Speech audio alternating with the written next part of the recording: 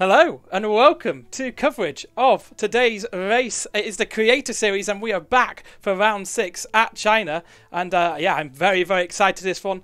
How are you going to find it, Badger? I'm Gareth Allen, stepping in for George Morgan first. And you're welcome to the stream. And yeah, are you looking forward to this one, Badger, alongside me? Very much so. I mean, China is a track that I think most drivers are not familiar with, at least not overly. I think all the other circuits, most of the content creators have probably done hundreds, if not thousands, of laps. But China is one that's usually, because it was a track that's not on the calendar. It's not played in career mode. It's not played in much. It's not requested much in open lobbies. So it's a circuit that falls under the radar, and so a lot of drivers will probably struggle with it. That should jumble up the grid quite a bit. Yeah, I think famously the racing isn't that amazing there. I can't think of too many amazing moments at the Shanghai circuit, the Shanghai International Circuit.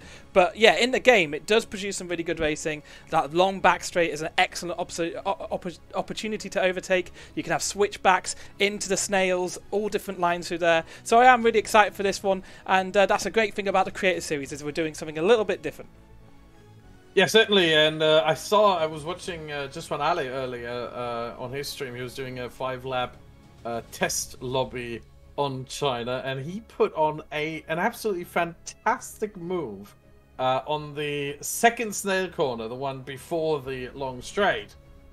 2 cars went a little bit deep at the start of the right-hander, and he double undercut them. It was absolutely gorgeous. I hope we see more of that in the race today. From him or from anyone, really. I would take that kind of move, really, from anyone. Yeah, of course. Well, looking at the driver's standings and constructor standings, it could be his Mercedes day today. Safso leads the championship by with 74 points. He is 11 points in front of Just Ali, who had a bit of a shocker race last time out, under-fueling his car. Bushy Ants is also part of the Matrix. And yeah, are you excited for the potential title battle today? 9 drivers could still win the championship, including Bushy Ants. He's kind of mathematically still in it, but not really. Doesn't have a real chance. Are you looking forward to that? I'm very much looking forward to that. I mean, the ones who are, let's say, realistically in it, I would say are Safso, Ali, Tiamat Marduk, GB68, and Meraki JL.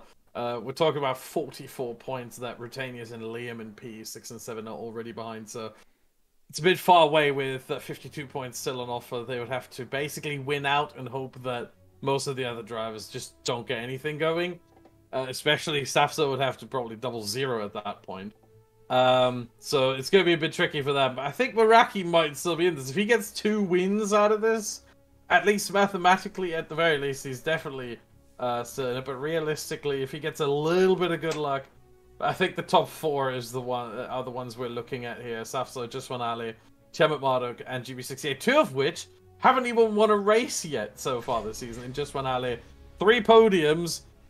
Always the bridesmaid, never the bride. And GB68 with 2 third places, but just very consistent. Incredibly consistent, really. Maybe it's his time to shine here today. Yeah, well, let's talk about race winners. Let's hear from last week's race winner and what his thoughts of the Shanghai International Circuit are. What I like about the Shanghai circuit, it's the challenge of the circuit. There's a lot of very, very difficult corners around there, especially with high fuel at the start of the race as well. Turn 1's going to be quite interesting, but I also like how wide the track width is as well. It does promote racing. My expectation for this race is to simply have as much fun as possible. Being in the core with the other drivers whilst racing as well has always been a massive blast, so just having as much fun as possible whilst obviously still being competitive. I am going for the win, of course. So can I become the first creator to win 2 races? I believe so. The next couple of circuits that we've got towards the end, I feel quite comfortable at, and it's a decent-ish track for me personally on the game. Maybe not so in real life. I think Singapore is going to be a bit of a wild card for everyone, just because of the amount of safety cars that are going to come out. But for China, I think I can win.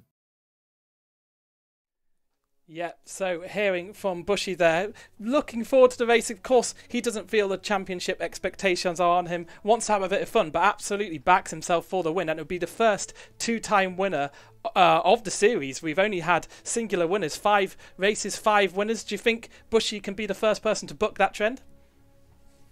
he certainly has all the tools that he needs. It's just, will he bring it all together? And it is China. Again, it is a track that a lot of drivers tend to struggle with because they just don't have the experience on it. So it's going to be tricky, but again, he has the tools for it. He's certainly capable.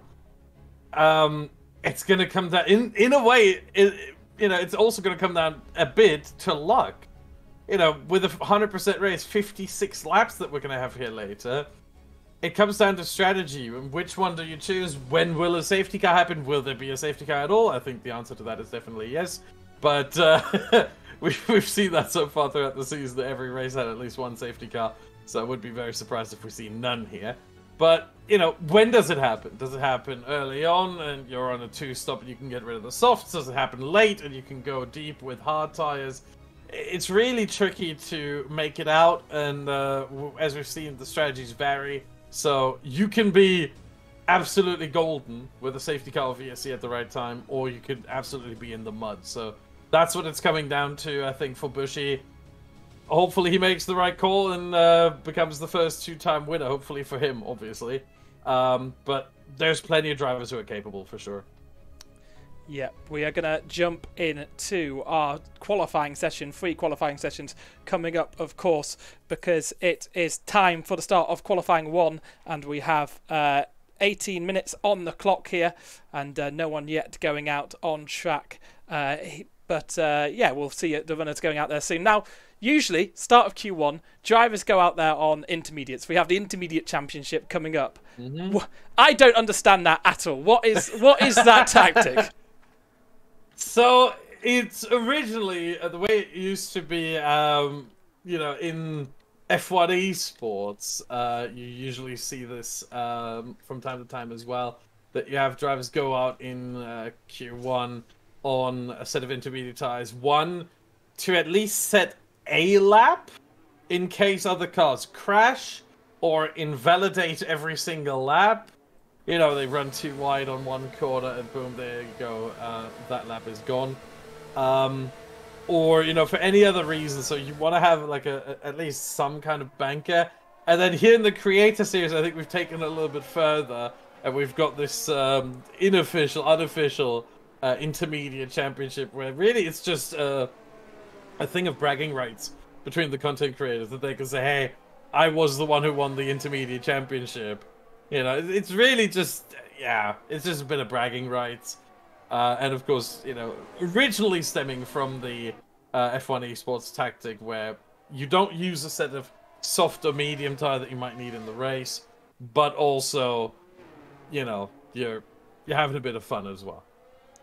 Absolutely. So, we've just got our first few cars out there on track at the moment, and this is Bushi Ants, I believe, on screen at the moment, coming through the turns 9 and 10. A tricky double left-hander. All the cars on their outlaps just warming up, and on the intermediates as expected is Bushi Ants at the moment, and coming through this second snail. We'll wind up for a lap here and see if anyone's going to give it full boot. I don't think anyone else has gone out on a pair of softs yet, have they? Has anyone gone out on the dry tyres? It's Ilkay and Harry are the two drivers that have gone out on softs. Right, okay, show-offs. The two that have done that so far. Everyone else is on a set of intermediates. Otherwise, I'm trying to see, Safzo's in intermediates as well. So those are the only two. Ilkay in P14. A new face that we haven't seen so far in the Creator Series, and then as mentioned, on an out lap right now as well, starting a lap actually, is Harry in P10 in the Alfa Romeo. So Safso's got traffic from an Alpine ahead, just frustrating him. Both these cars are on intermediate, so I'm sure he won't be too unhappy with it. It won't be like it's going to ruin an amazing lap time here. But through the first sector, so 25.612 as he comes to turn 6 for the first time in anger. And now it's these difficult sweeping corners, turn 7, long way all the way around, and really understeering on these wet compound tyres and beautiful crystal clear conditions. I don't know if we have any weather updates today, but we can certainly bank on. We have a spin from Harry. Meanwhile, that is happening if I could see that. Oh, there you go, in turn 7. And he's not the only one to have done that. Both of the soft runners, it's Ilkay, spun in the same spot as well. Lost himself a good 20 seconds trying to get going again. So both drivers, not only the only 2 drivers so far, that has just changed, but we'll get into that in a moment. But not only are they the first 2 on the softs, but they also both ruined their set of soft tyres. Yep, so it's Mr. Dales. He's put a lap time in. Curbs also sitting up there in win provisional pole. It's Elkimi. You're going to have to help me with Here comes Bushy. Bushy. In P17 for now, but that's up about to third he comes. And had Safso in P2 in his toe as well. So Bushy now P1, Safso P2. Who's going to be next? It's Alex Gillen coming across the line. That's a purple middle sector, and it's a purple final sector as well for Gillen. Liam in P9 right now, coming across the line. That's up to P5. And Retanius goes up to P2. Next, we have Dirk. Dirk Chocolate. Oh, no, he's on an outlap. Never mind. Who'll be the next one? Carbon Shadow. He's coming through 2 green sectors. That doesn't mean much. I think he'll be around P5. He might be battling with Curbs and Liam over 5, 6, and 7 here. What's it going to be? Right in the middle. P6 beats Liam, not Curbs. Tiamat Marduk starting a lap. Scars is finishing one. And goes P8. Next we have Meraki, one of our race winners so far. And he has invalidated in the hairpin. He aborts the lap, so that's that done for him. And I think that's... Nope, GB68 coming next. Oh boy. But he's going really slowly. I don't know what's happening. Or is he going really slow? No, that was just the exit of the hairpin. He's going normally. It's just that there's a soft runner behind him who seems to have a bit of urgency about him. And it's Ilkay on his second lap on softs. That is not representative to all the intermediate runners. Ilkay on a different set of tyres there. So, not included in the Intermediate Championship. And finally, that's another outlap. Yeah, sorry, I'm just talking right now, but... No problem, you're talking so greatly. Tiamat Marduk's coming on a lap at the moment. See, he's another car pushing on intermediate, so it's not over yet. 2.6 seconds off the pace, but I believe that's quite decent. He would be on par, at least with Alex Gillen, his long-term rival, let's call him that, as he comes out the second snail and pushing all the way. It's so difficult on traction out of that corner. What do you suggest to our drivers to get the power down out of a corner like that when you're feeling unbalanced? It's tricky to higher gear. Generally, just start to go 1 gear higher, maybe 2 if you really have to, but that tends to be the easy fix on F1 22 if you struggle with traction.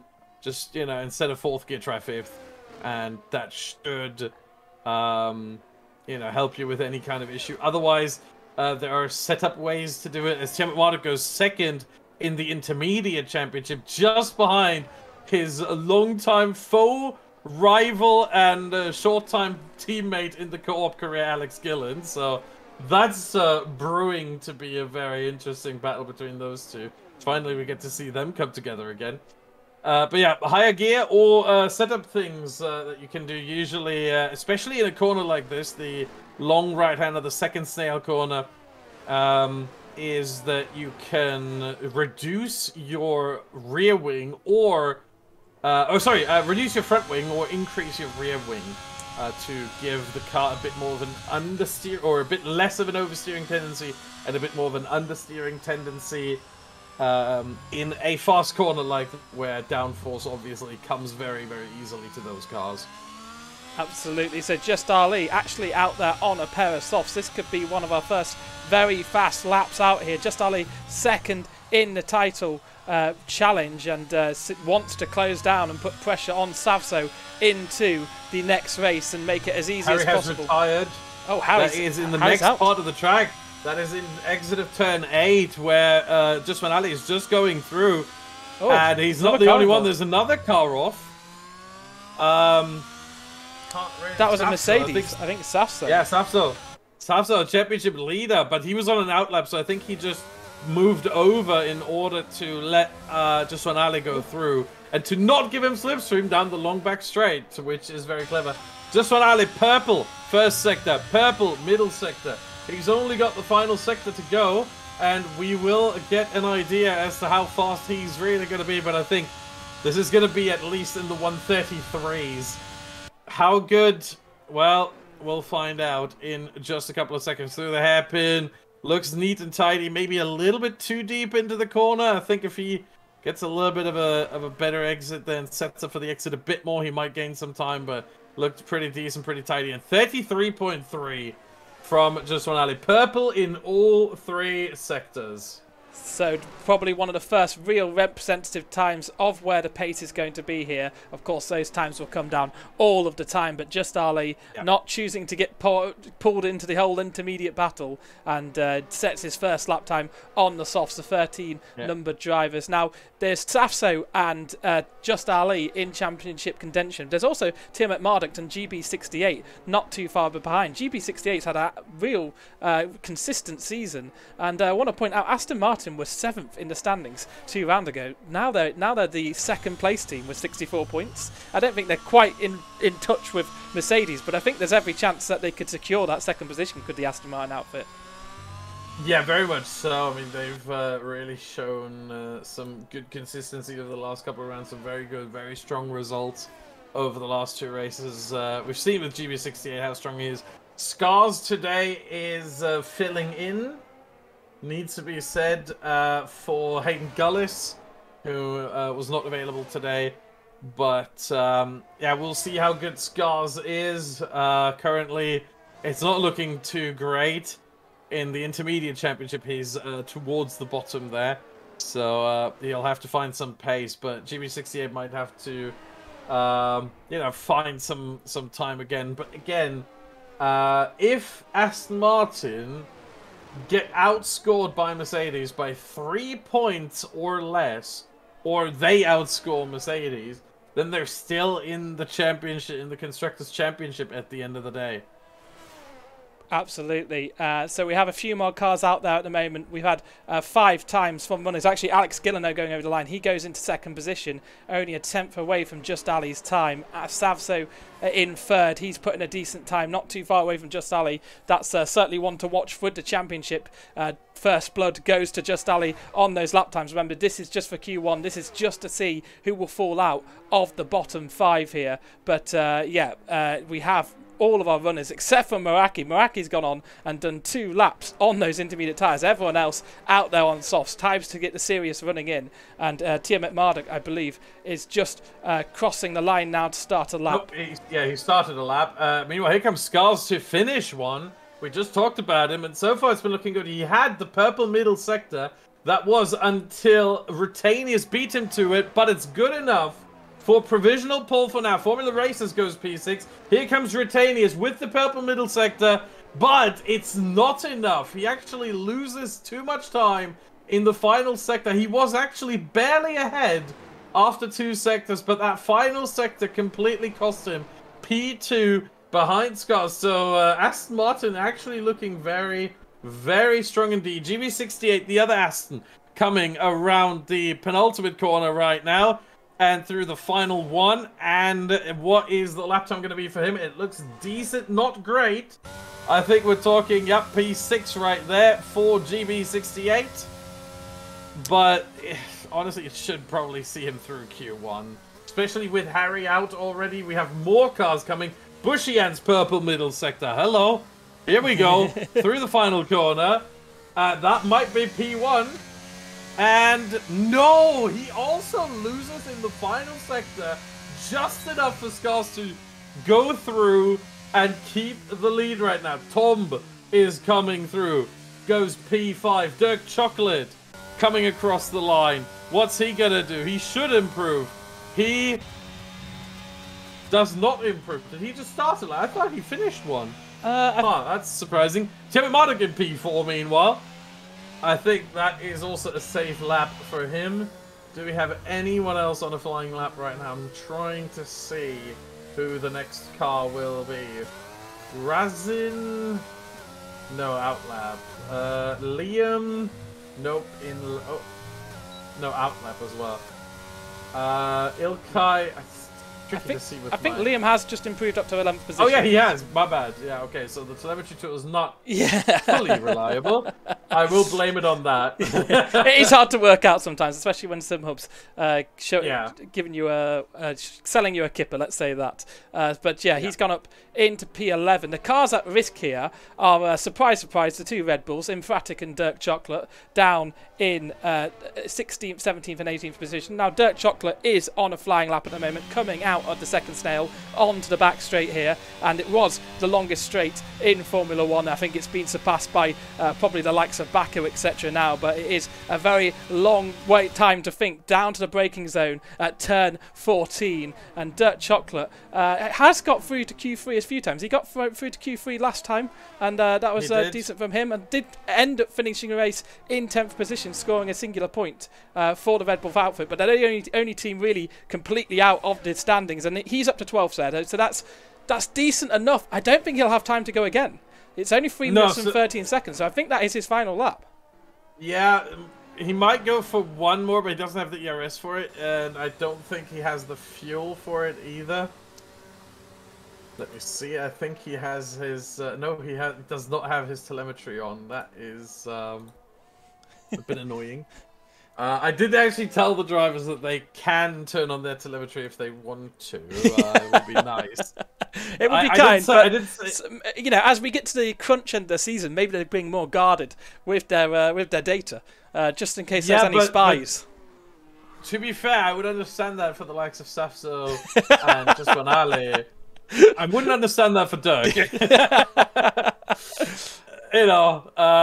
There's no championship implications here really for Dirk. He's not going to win the championship. I think mathematically he's already out. Yeah, he's very much out of it. And Red Bull is out of it as well. Yeah. So yeah, very much not a consideration for him. What I find surprising though is that Safso was the first driver to actually retire on his own volition, if we exclude Harry, who crashed. And he was in P8 at the time, and he's still in P8, but I find that a bit risky. I understand for Scars, Bushy, Retanius, Juswanale, who have all retired so far, but Safso in P8, I wouldn't feel that safe, honestly. I think a lot of drivers can still improve. We got Formula races coming around the final corner to potentially set a better lap time. Never mind. But we've got Mr. Dale, who's 4 tenths up. If he finds a bit more time, it's going to be hard to challenge Safso, though. He needs to find another 4 tenths in the final sector alone. Well, just got to 10th.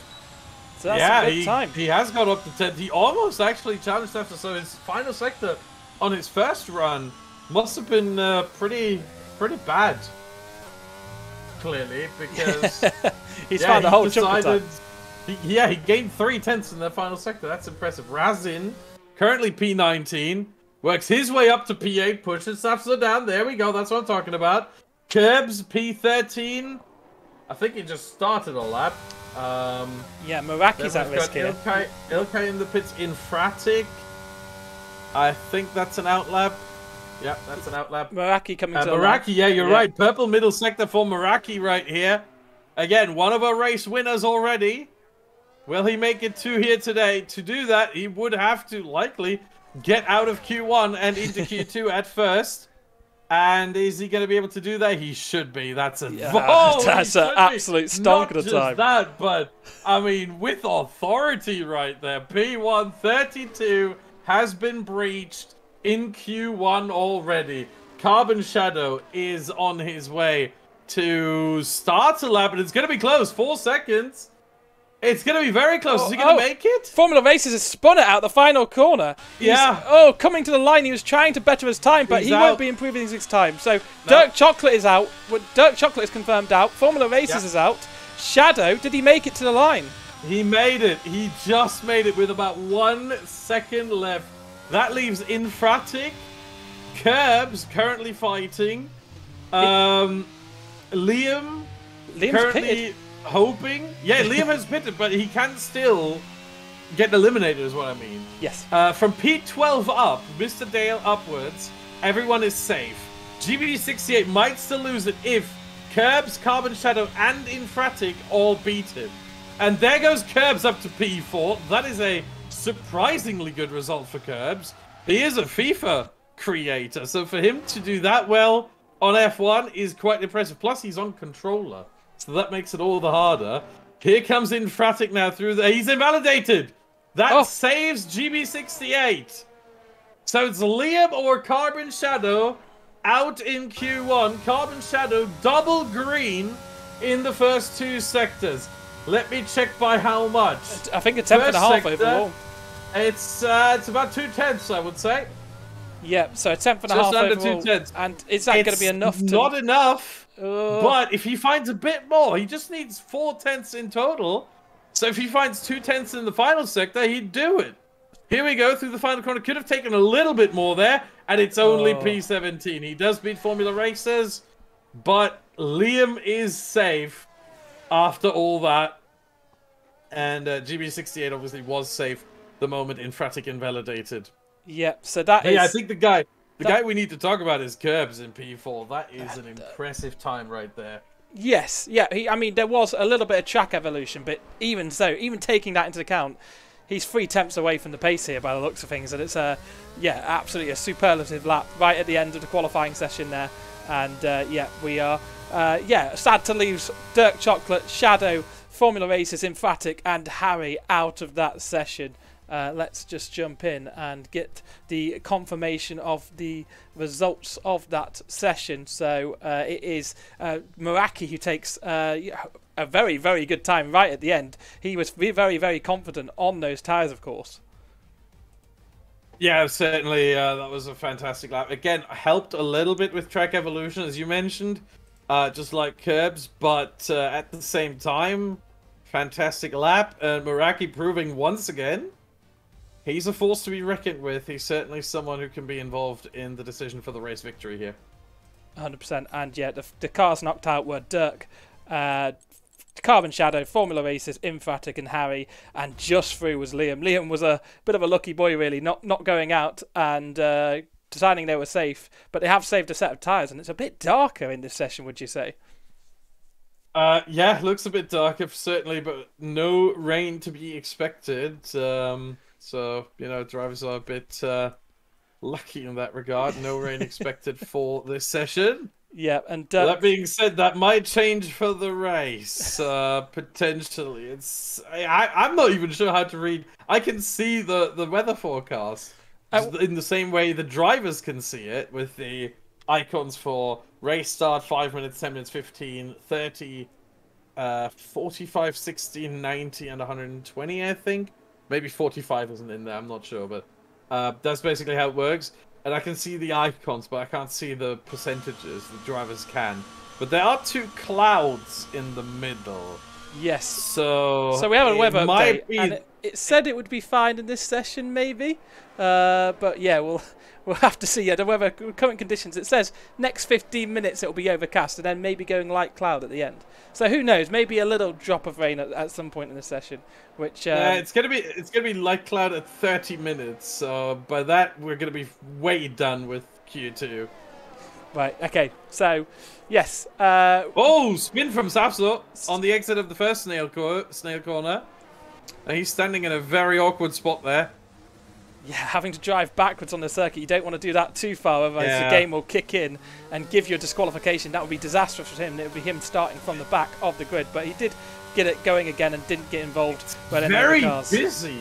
Look at the track. It's very busy right now. A lot of cars going out very early. The only one who's still in is Tom, and there's only one car on intermediates as well, and that is Meraki. Other than that, everyone's out on track this early. I mean, I've never seen the start of Q2 be that busy unless there was rain, but based on our forecast, or my forecast here on the screen, it's not going to be raining, so maybe the drivers know more than we do? I don't know. This is odd. This looks very, very odd. I think there's something that we as commentators might not know here that the drivers may. Yeah, absolutely. So yeah, Dark Chocolate looking very dejected there in the bottom corner of the screen. Of course, we have picture-in-picture thanks to Sim Racing Centre and Gridfinder, and Tiamat Marduk's just pushing through the first sector here. Safso, yeah, I agree. It's so busy at the start of the session. It would make you think that people want to get bankers in early, just in case the rain comes down, the track conditions will deteriorate. But yeah, absolutely, I'm 100% with you on that one. So yeah, who is out there on the lap at the moment? It's basically the whole field. Everyone, yeah. It's probably easier to say who's not on a lap right now. That would be Tom, who's in traffic with like 5, 6, 8 cars directly lined up behind him when he's on an outlap and they're all on flying laps. That's not where you want to be. That's very much not where you want to be. So I'm not sure what made him decide to go out at exactly that moment, but that was horrendous timing from Tom, and I hope he lets them through. He does let a couple of cars through right now, and that would be Razin and Ilkay, the two Alpha Tauris. And GB68 on a fast lap through the first sector. Yeah, just when Ali's going to be... oh, he's on an outlap as well. Tiamat Marduk's going to be the first one to set a flying lap here. But we have different purple sectors right now. First sector purple by Alex Gillen. Middle sector purple by Scars, who is currently leading after 2 sectors as well. So it's going to be interesting to see how they shape up. Tiamat Marduk, meanwhile, 33.9, not the greatest of laps. Kerbs, 34.4. Next will be Scars. There he comes, 33.3. Razin is sitting at a 34.3. Ilkay, 34.2. Retanius, 34.1. GB, 34.7. Bushy, 33.7. The times do not look as good as they used to. Alex Gillen, 33.3. That's strong. Meraki on the Inters. Yeah, I'm not sure about that one. 37.4. Safso, 33.9. Only P5 for him. Mr. Dale, up to P6. 34 flat. Liam coming through the final 2 corners. For him, it's looking like it's... his first sector was horrendous. This is going towards P10, P11, if I'm quite honest. Yeah, needs to be involved with the fight to help P9. Safso. But he gets, yeah, P9, he's in the top 10 at least. And Meraki's gone out on Inters again. Actually good. His final sector was actually good. Oh, really? Right, okay. Stonking time in the final sector there. So, yeah, we've had a few cars in. GB86 was on a good lap through the first sector, but I think he made a mistake through the second sector there because he's down in 12th position. Scars, it has to be said, in first position at the moment. I didn't expect that to be at the top of the timing screen, but we are a few tenths away from the best times we saw in the first session. So the track just falling away from our drivers a little bit. Yeah, certainly. I mean, we had a 32.9 in the first session, and now we've dropped to a 33.3. However, with the way the session shapes up, we might see more track evolution here, because it's set to get a little bit warmer. Tom was getting an absolutely fat toe down the back straight. That was a huge toe from the Aston Martin driver. The Aston Martin driver realised, started trying to weave to break the toe, but Tom kept in it and weaved with him. He crosses the line. He's up into 3rd position, so a very good time from Tom there. And he is going to have time to go back in and probably set another lap time. But yeah, absolutely into the top 3 goes the Alpine driver, and yeah, it's good stuff from him. And yeah, he is potentially someone who could make it 6 different winners from 6 rounds. Potentially, yeah. But that being said, with Tom, I'm actually surprised. I've got the top speed ranking here, and he's 9th of the 15 drivers in this session. So even with the toe, I think it probably helped him a lot, because I think he's got a higher downfall setup than most of the other drivers. And so, you know, that certainly helped him out to be at least somewhat competitive. Actually, the most high-speed setup, unless he also had toe, the most high-speed setup seems to belong to Alex Gillen. 334 kilometers an hour was his top speed, and on the other end of the spectrum, highest downfall setup potentially, we actually have his co-op foe, Tiamat Marduk. 327 kilometers an hour only. So they couldn't be further apart, and yet they are quite close together if we look at the standings. Alex Gillen P2, Tiamat Marduk P6. Yep, so yeah, Just Ali's just gone over the line. He's gone into 4th position, so good from him. Again, in front of his championship rival, Safso. Some people saying in chat, do we read chat? We do read chat. We're just very busy with the qualifying. Thank you, everyone, for chatting. And, yeah, please keep your comments coming in. We'll keep an eye on that all the way through. Now, I want to ask you about straight line speed around here. How important is having the straight line speed for your racecraft and your race strategy? For the race, it's more important than it is for qualifying. In qualifying, you want generally to have the best setup available. You want the best balance between straight line speed and cornering. But at the same time, for the race, this is something that I've always done, especially in a session like this, in a league like this, where we have, as far as I'm aware, let me check to make sure if it's not changed. Yeah, but we have no parc fermé rules. That means the drivers can actually change their setups between qualifying and the race. I always like to lower the wings a little bit between qualifying and the race, because in qualifying, again, it's all about the 1 lap time. You don't really care about your straight line speed. It's just about that time. The moment you get to the race, you need that straight line speed to be able to overtake. And, you know, usually what I tend to do, it depends a bit on the circuit, but I usually lower by somewhere between 2 clicks to even 5 clicks sometimes on the straight line speed. And China, I think, would be one of those circuits where I'd actually go a little bit more than just 2 clicks. I think you'd probably go at least 3, maybe 4.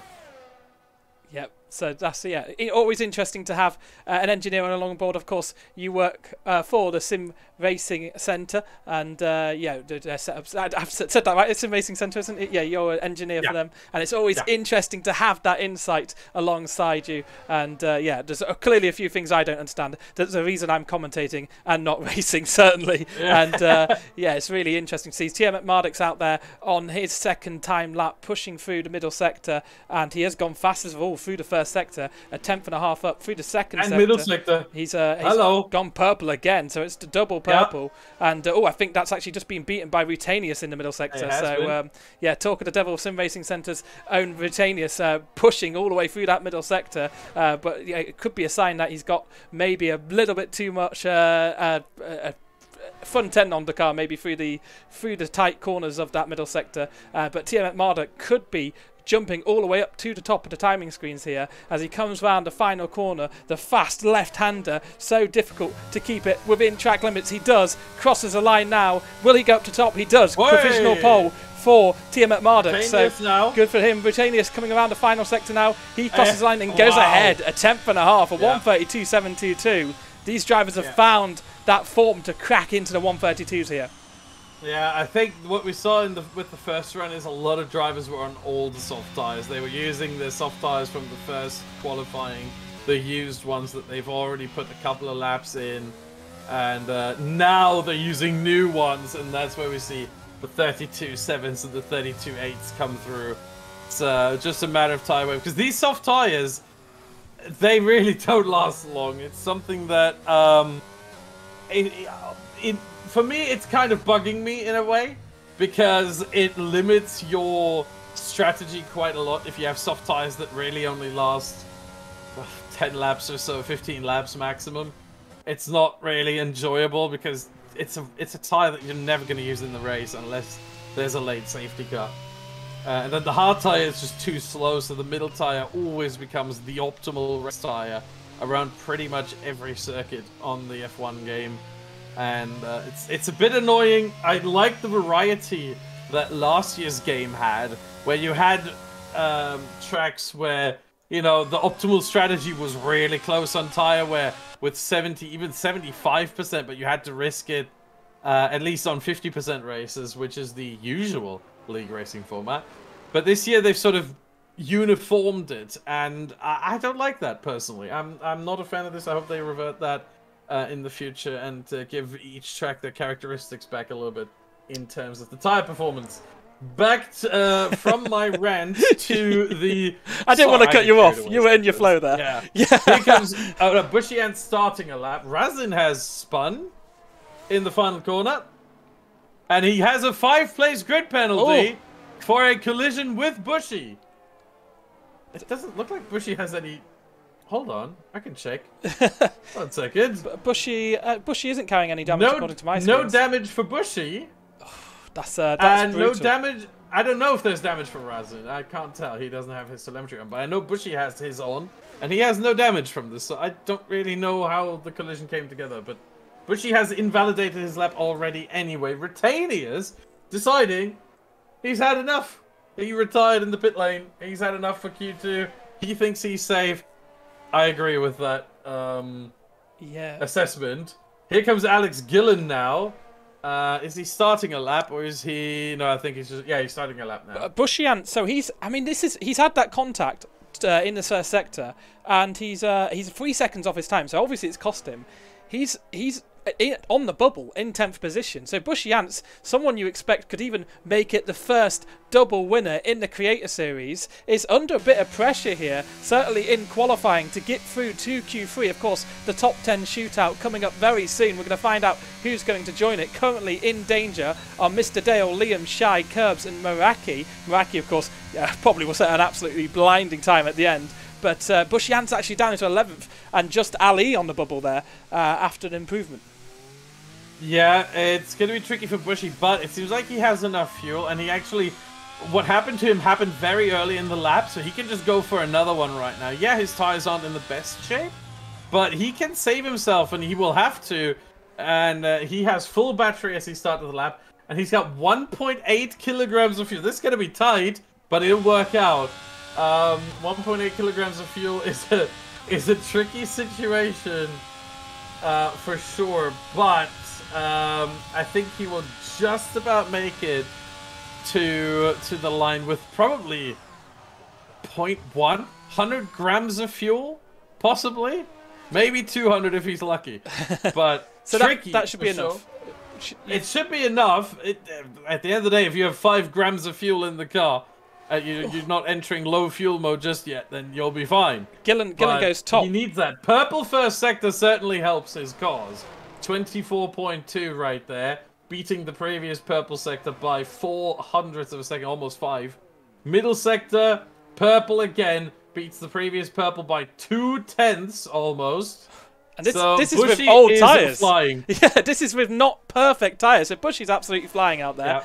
We'll ride on board with him to the end. We also have Just Ali, of course, second in the championship. It's vital that he gets through to Q3. Savso probably through in 4th position here. So, yeah, there's 7 seconds left on the clock. This will be Bushy Ant's final attempt at a lap here and a lap time. He's coming through the final couple of corners now. 200 grams. It's going to be tight. And will he get there? Or will he hit the... Will he have enough space anyway? Grams. Oh, he's going to be out of fuel, but it's that was very just formulae. on the line that he's out of fuel, and it is P1.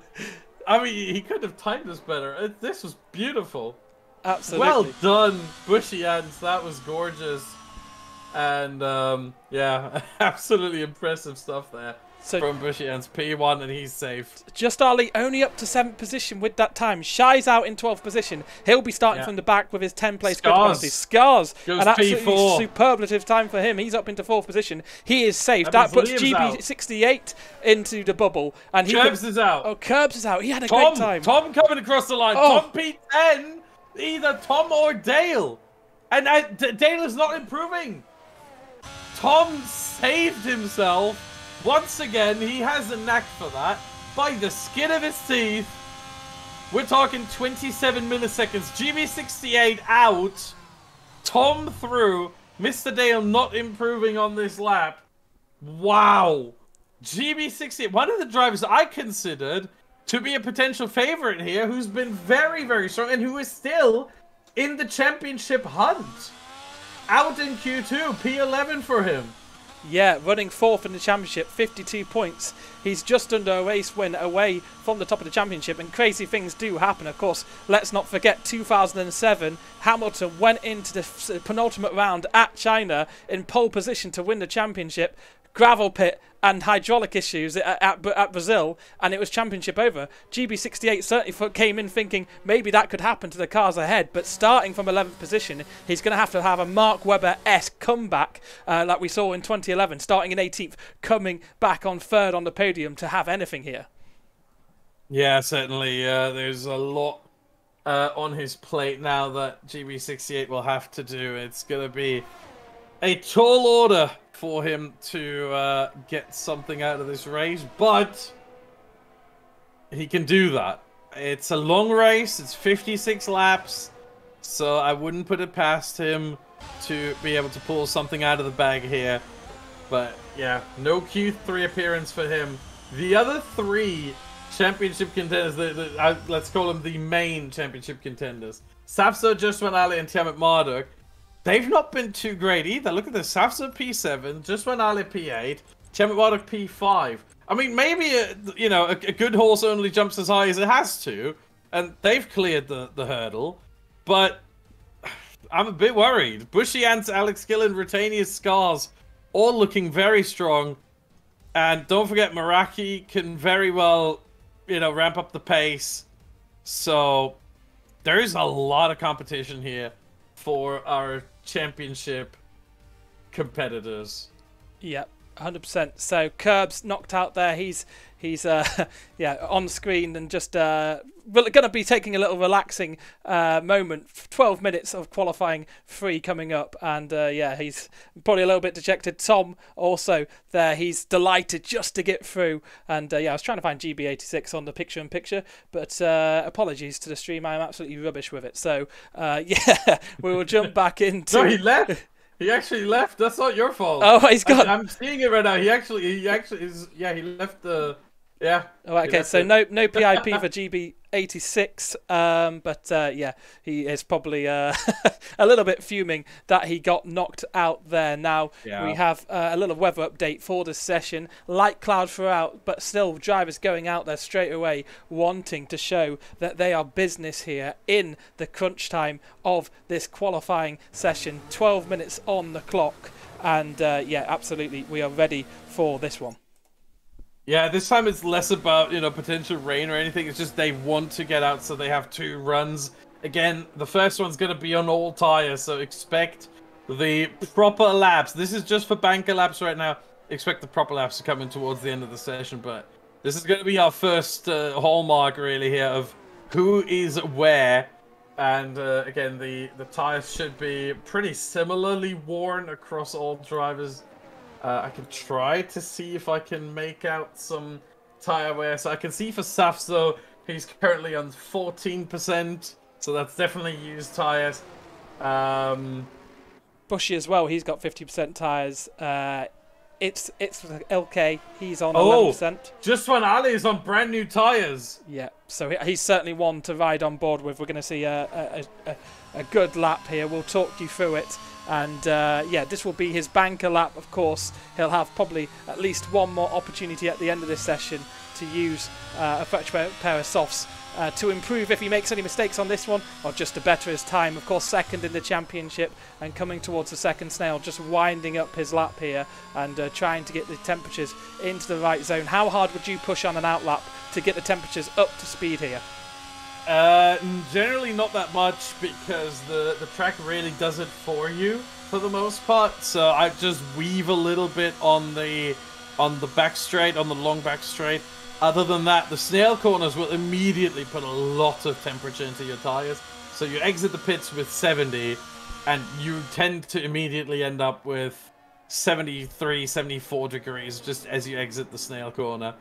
And then from there, the middle sector puts it probably up to 77, and then the second snail corner will get you up to 80 on all tires usually, maybe 81. A little bit of weaving to keep the temperature in, and then you take the hairpin, and by then you should be at 82 degrees, maybe 83, and you're good to go to start the lap. So there's not much weaving needed, a little bit down the back straight, and not much pushing needed either. You just take it normally. You go like 90% of normal pace, maybe 95, but you don't, you obviously don't push it on the outlap. And the track provides, the track will give the tires plenty of temperature throughout the outlap. Yeah, so Just Ali and Safso having maybe a little bit of mind games at the start of that lap. Safso really riding the back end of Just Ali before he started his lap. Safso on a used set of tyres, Just Ali on a fresh set. Just Ali's going strong, I think, through the first sector. It's Scars who's fast as well. Alex Gillen fast out there as well. Tiamat Marduk is fast through the middle sector as well. But yeah, a little bit of mind games from the two. Also, Just Ali having a little bit of a twitch out of the first snail. That's turns 3 and 4 where you had that moment. So maybe not the quickest first sector, but Gillen has gone fastest of all. Bushy Ants 6 tenths away, so he must have made a mistake. Tiamat Marduk beaten by his rival. He's in second position here, and as we have Just Ali come to the line, let's see what he can do on that fresh set of tyres. One of a few runners to actually go out and use those fresh sets. He'll come to the final corner. He'll have to keep it within track limits. Goes a little bit deep. Has to not carry as much speed around as he'd hope, but it's still good enough for 1:32.9, and that's third position for him. Sasso in 5th. And who else is out there on the lap? I think Scars goes to the top of the timing stream. He is in first position with a 1:32.449.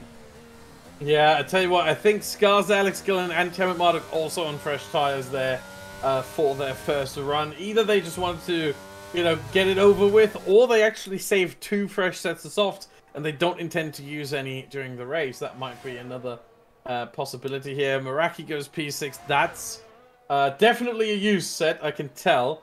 Because he thankfully has his telemetry on, so that's guaranteed a use set.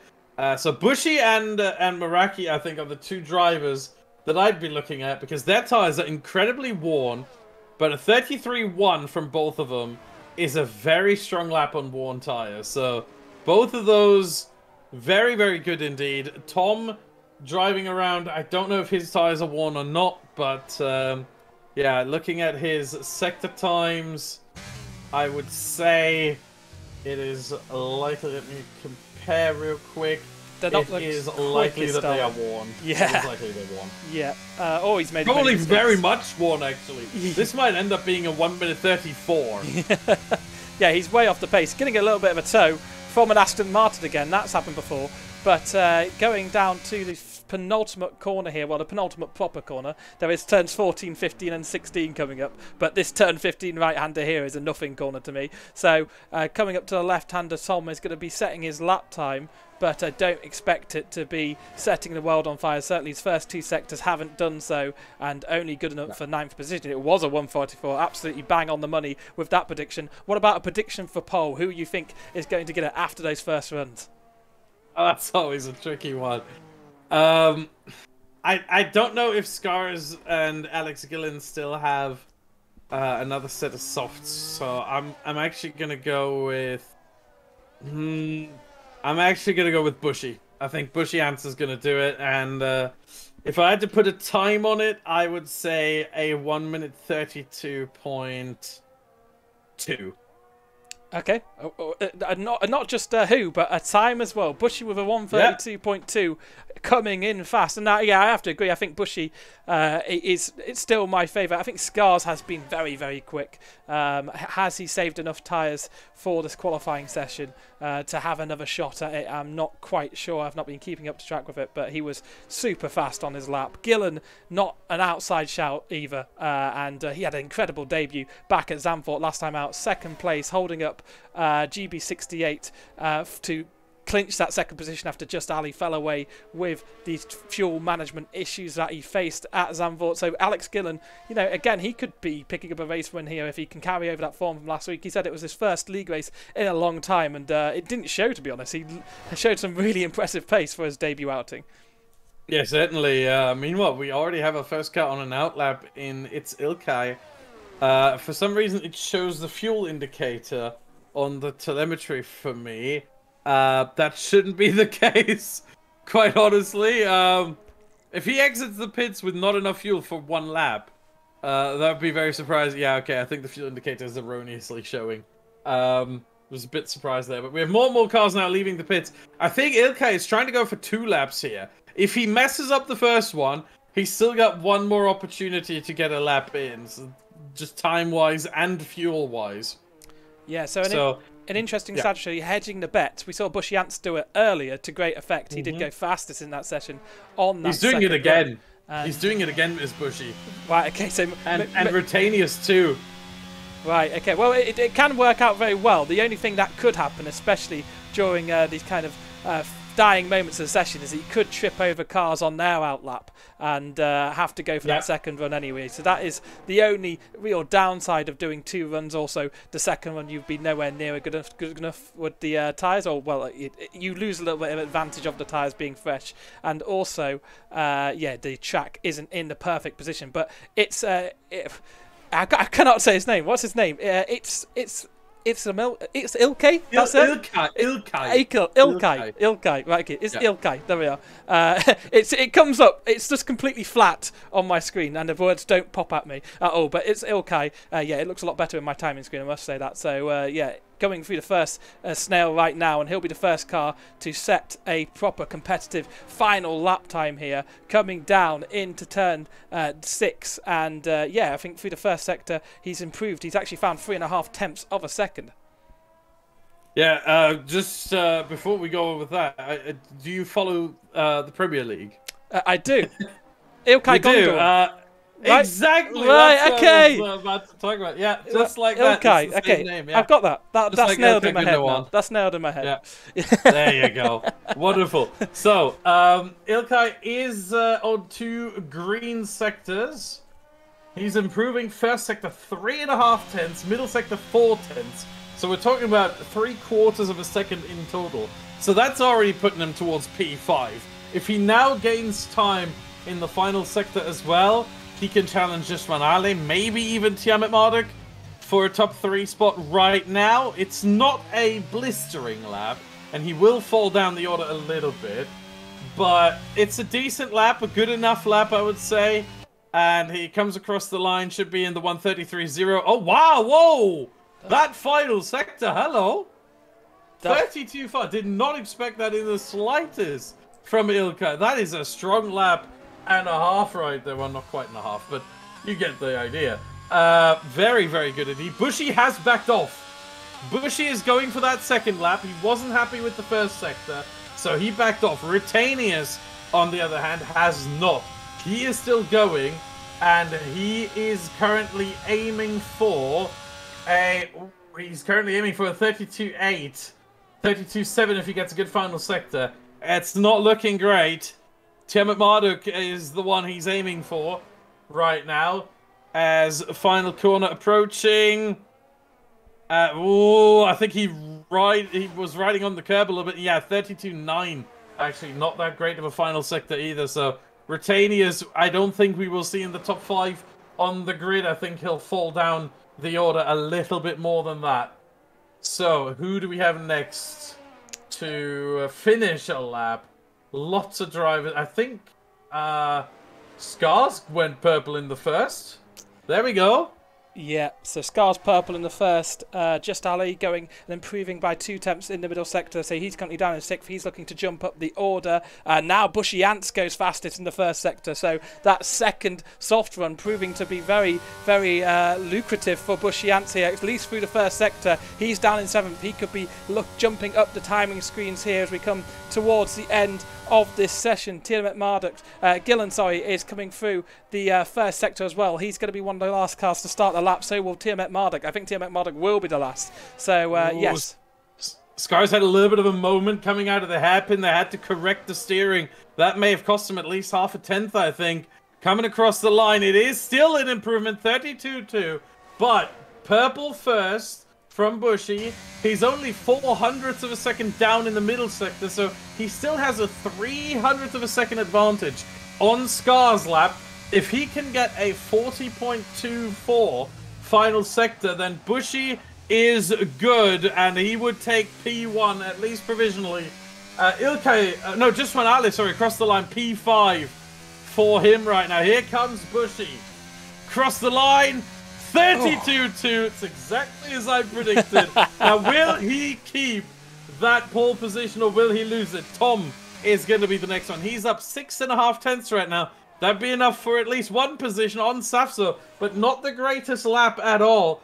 Alex Gillen, however, is on a strong lap, and Tom goes P7, beats Retanius as well, and Meraki. Here comes Gillen across the line, 32.2. Oh, loses 3 milliseconds to Scars. That is incredibly close. Here comes Safso, 7/10 up, should be more. Across the line, 1.1 up, 32.6. Tiamat Marduk to only 2/10 up, but he had a very good lap already. Could be P4. It is P4, 32.4. And Meraki crossed the line, and I could not see where he went. I think that is P5 for Meraki. And Bushy Ants with a 1 minute 32.2 has taken pole position. I'm very proud of myself. I should go play the lottery. Yeah, that was absolutely spot on predictions from you there, and yeah, that well done indeed. I wouldn't have liked to play that game certainly, and you actually called it spot on. Yeah, I only asked for a prediction of who's on pole. He got that right, and he got the time right too. So I think that deserves some kind of award. But yeah, we have Bushy Ants on pole position. That will put him in prime situation to kind of go back-to-back wins here. If he can get clear of the pack into the first corner, that would be big for him. Scar's really impressed through that session, and reserving for Hayden Gillis. He's going to be picking up good points for Aston Martin if he can continue that form into the race. Alex Gillen in third position. Tiamat Marduk just missing out on his rival in fourth. Meraki in fifth. Yeah, most importantly though, we have in P7, hold on. Yeah, in P7 Safso, in P8 Justwan Ali. The two championship contenders will start on the fourth row of the grid. This should be juicy at the start. I'm going to keep an eye on them, and this is going to be interesting. So I don't think they'll be directly on the main broadcast. I think, obviously, you know, Gareth, you're going to focus on the leaders at the start. Yep. But I'm going to ride on board with P9, which should be Tom. I'm going to ride on board with him so I can see both in the same shot and see what's going on between them, because those two being next to each other on the grid, when they're championship rivals, we've seen things happen with championship rivals in the penultimate and potentially the final race of the season before. I'm just saying, Prost, Senna, Japan. That's all I'm going to say. And, yeah. I'm going to keep an eye on that. Starting from the fourth row of the grid, that will be Tasty back there from also just behind, and he'll be looking to go forward in the race. And yeah, he'll be all about the content coming up. Will we have a formation lap? I believe we will, won't we? Yes. So yes. Yeah, we should. I'm going to check real quick just to make sure. We should. We should have a formation lap. But yeah, we do have one. Yes, we do have one. Okay, great. And we hope for some spins on the end of the formation lap onto the grid. That's what the drivers generally do. Just have some fun. Yep. So we have the cars out there just going around the grid, warming up their tyres, and we'll turn off Race Story. We don't need that because he's of course starting first. We do need to see the tyres though. I can tell you it's juicy. Yeah. Oh boy. So we have the top. We have basically more than half the field on mediums, which to me would be the preferred tyre to start the race on, because you can always you're the most flexible at that point. Alex Gillen on hards in P3. It's Ilkay on hards in P6. Justwan Ali on hards in P8. Safso's on mediums, so there's already a nice discrepancy. Tom on softs in P9. Rutanius on hards in P10. Curbs on hards in P13. Carbon Shadow hards P16. Infratic hards P18. And Harry on softs in P20. The drivers I did not mention are all on mediums, so makes it a bit easier for me. So we have the start of the race coming up very soon. Bushy Ants will look to take the first back-to-back win. Safso will want to maybe claim the championship here, at least keep the gap to Just Ali, who's starting just behind in 8th position. Safso's going to go out on a pair of mediums, and let's have a quick look at what weather we are expecting here. So for the next 60 minutes, there's not going to be any weather effect in this session, so we'll have dry running for a while, but surprised by how many cars have gone out on those medium tyres. I'm not. No, the thing is, with this year's game, the medium tire gives you the most flexibility. It's decently quick. It's not as fast as the soft, but it lasts much longer than the soft, and it's not that much. It doesn't wear off that much quicker than the hards, but it's decently quicker than the hards. So it is the optimal race tire, generally speaking. And if I had to plan a race strategy on F122 for a 100% race, again, this is only for 100% races, I would definitely be thinking about a 2-stop medium, soft medium, or medium, medium, soft, or something like that. Because you have the medium tire for as long as you want, and it is just that good. So I think we'll see Alex Gillen, it's Ilkay, maybe just Vanali as well, drop down the order a little bit over the first couple of laps. Unless they have so much pace that, you know, they're going to be fine. But it's going to be a bit of a struggle. And I think the soft runners should try to, Tom especially, should try to work through the field as quickly as he can. Absolutely. So we have 1 light, 2 lights, 3 lights, 4 lights, 5. And the creators go racing in Shanghai, and it looks like a strong start from Bushy Ants. He's going to be able to hold off from Scars. Meraki already up a position into 4th position, and he is going to go around the outside of Tiernan Marduk and maybe Gillen into this first difficult corner. It can all go completely wrong here, but everyone seems to be through safely, and that is the lead for Bushy Ants. Meraki maybe even fighting into 3rd position. It was a great start for Meraki, and there's a big moment from Just Ali in the background there. Yeah, it was. I was watching Safso. Safso had a screen freeze and lost the position to Tom, who went basically through him, really. Yeah. And then we had Just Vanali with that massive moment through the snail section there. And now they're still side by side there. Safso passed. Again, major championship implications between those two. Any point there, any point change, any position change there matters for the championship and for the race next week, potentially. For the season finale at Singapore, which is just the best track to hold a season finale on, in my opinion. Yeah, GB68. Oh, GB with a massive dive on He's Rutanius. just... Oh, that's contact, and that's, I think, damage. Yeah, he's down in 12th position. Rutanius is down in 15th, and he is going to be suffering all the way through. Is there anyone looking for an overtake here? Well, GB68 has 16% floor damage and 5% side pod damage already. So he will be a bit down on contact. There's contact between Tiernan Marduk and Fom. He could even lose a position to Safso there at the end of the long straight there. Fom tried to go around the outside. I think Tiernan Marduk just outbroke himself and misgauged what his braking distance would be on that heavier fuel load. And there was a little bit of contact, but they both survive. Yeah, they both survive. I think that's the proper word there, because this early on, it is all about survival. You just want to stay alive, because there's gonna be moments, and Rutanius is off, and he is down in 20th now. Very, very unfortunate for him. It seems like he's got some kind of issue maybe with his equipment, looks like, because he's going very slowly. Yeah, I don't know what's going on there, but very much struggling. And I would say he's pretty much out of this race, unless somehow he can fix whatever the problem is and gets a safety call to get back into the mix. But yeah, Tom showing a sense of urgency, as he should, because these soft tires don't last long enough for him to be waiting around right now. He has to make moves, he has to make overtakes. That's where you sort of pigeonhole yourself into an aggressive strategy, especially the first couple of laps. You have to put overtakes on as many people as you can if you start on soft tires. And Tom so far has got 3 positions. The 4th one he got forcefully denied by Tiernan Marduk, who's now looking to overtake Alex Gillen round the outside of the hairpin. These two have come together plenty of times, and Tiernan Marduk does it round the outside. What a beautiful overtake there from the Aussie. He'll take massive delight on that one, getting one over his rival, and he'll look forward. Gillen on those hard tyres will be probably under threat from Fom here very soon. Not close enough into the first corner. Fastest lap of all was Tiernan Marduk as well, with that overtake included.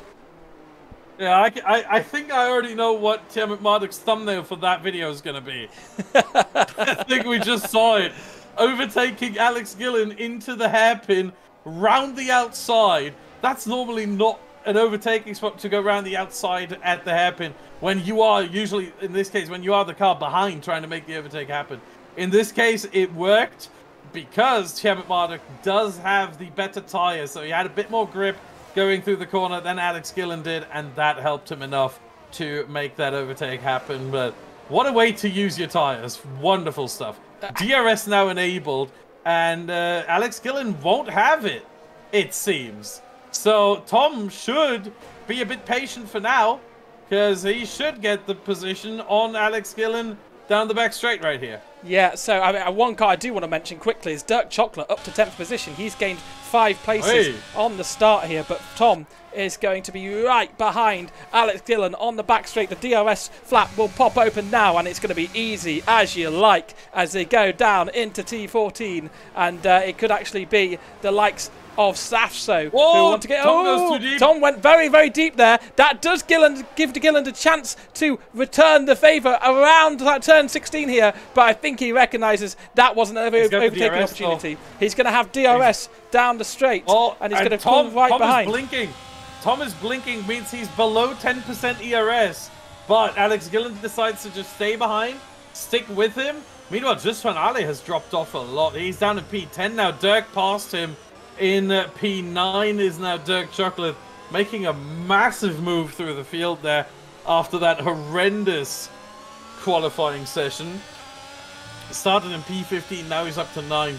Very strong showing for him, Dirk Chocolate that is, and he's trying to line up Liam as well, I think, for P8. So Dirk may not have the qualifying pace, but at least in the opening laps here, he definitely seems to have the race pace. Yeah, it's impressive stuff. You know, he's on the mediums. That's what the majority of runners are.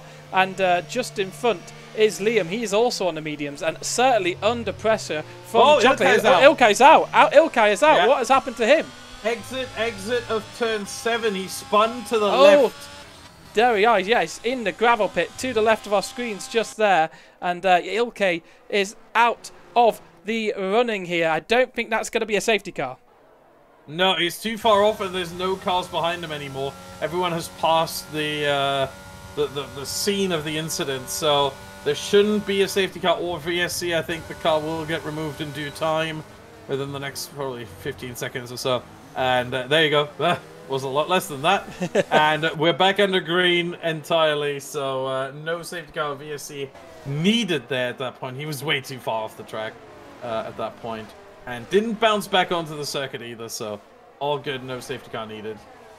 Absolutely. So at the moment we can see Safso trying to put pressure on Alex Gillen. He's going to try and go the long way around the outside at 1 and 2. He's going to try and keep a couple of wheels in. He does. It works. He outgrips him, and he'll have better traction on the inside there. And that is Safso, our championship leader, up to 6th position and extending the gap at the top of the championship here.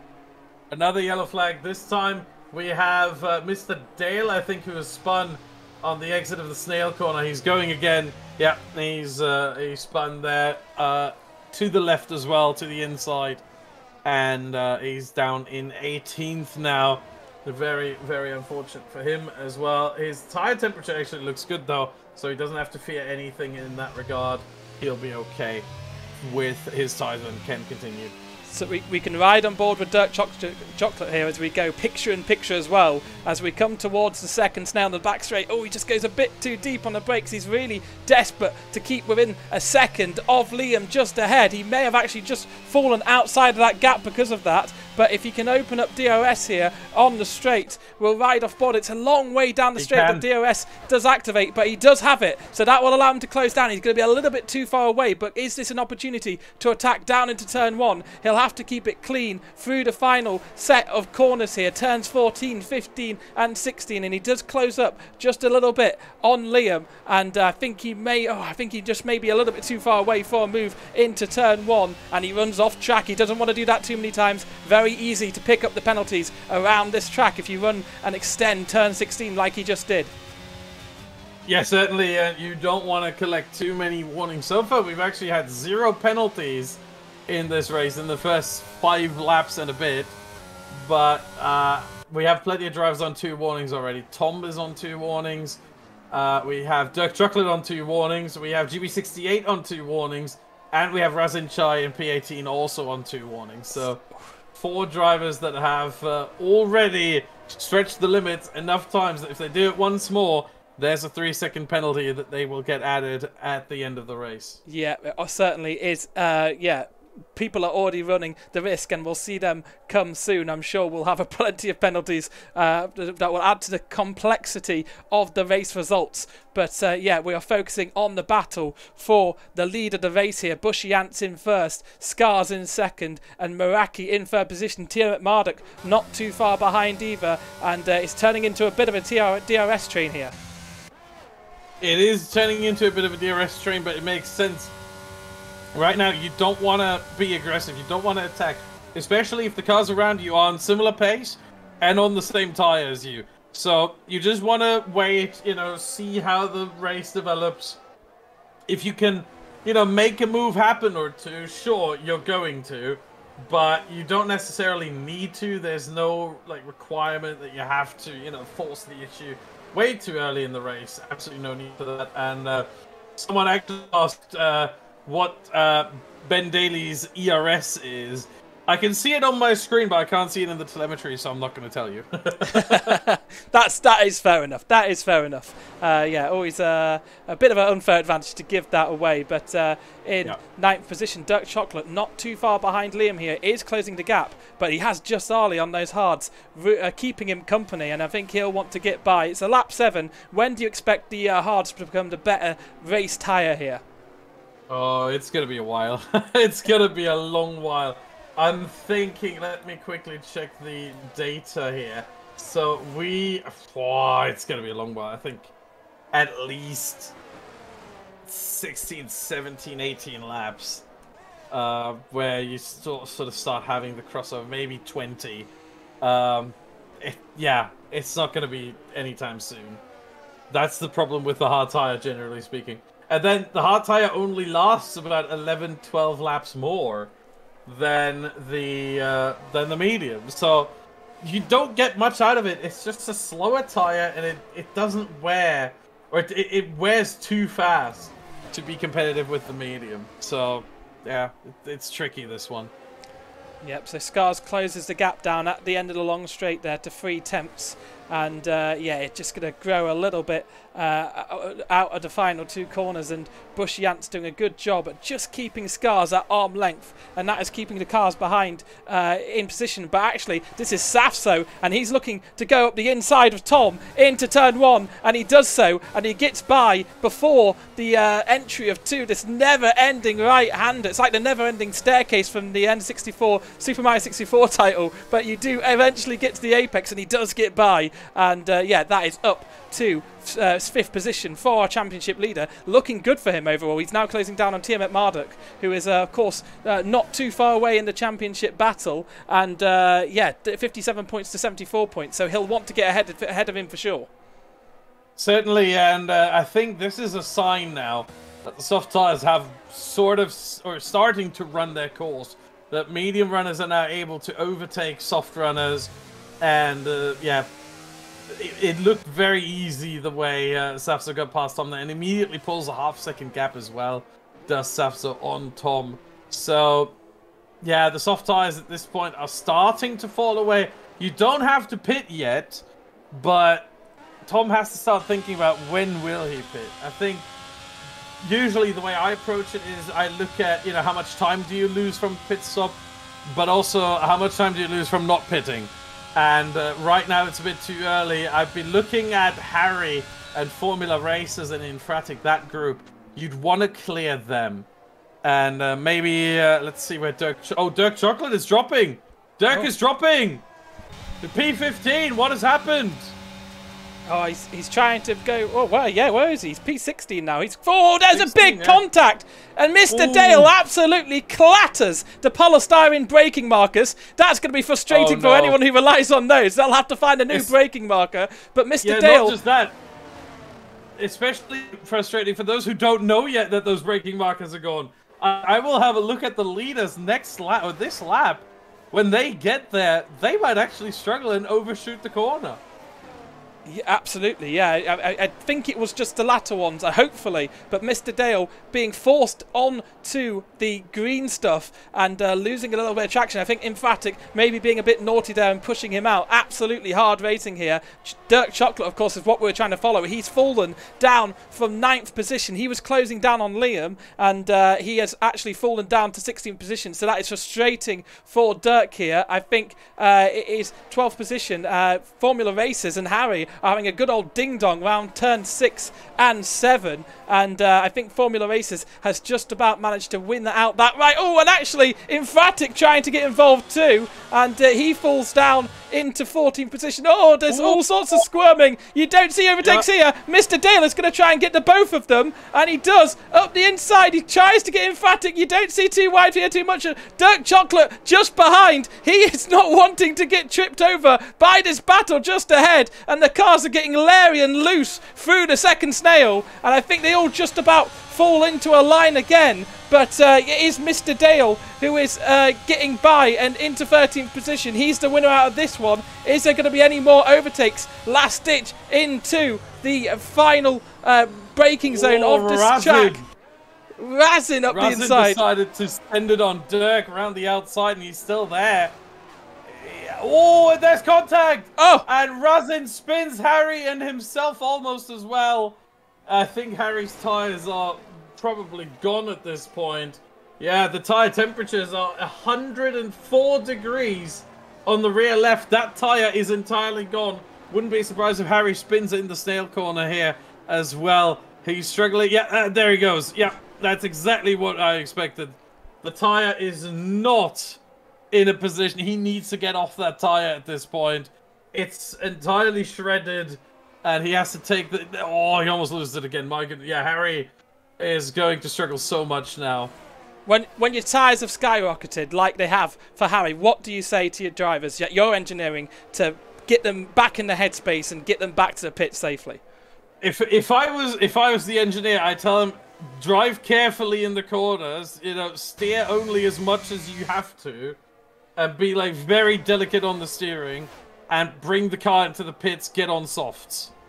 That's what I would say. But you know, oh, and there he goes again. Oh, keeps it out of the wall. My goodness. Harry might cause a safety car all on his own here.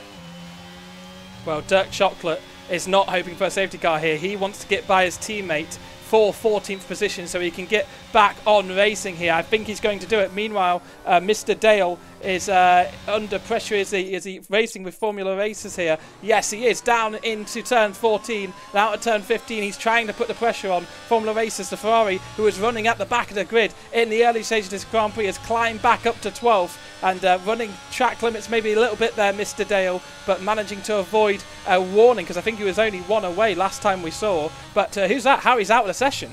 Harry has retired. He has retired on his own volition. Decided to, you know, because he doesn't want to make it to the pits. I don't think he actually crashed. I think because I saw the car move after the retired message came up. So I think he just spun again and again and again, and decided he's had enough. So he's out of the race now.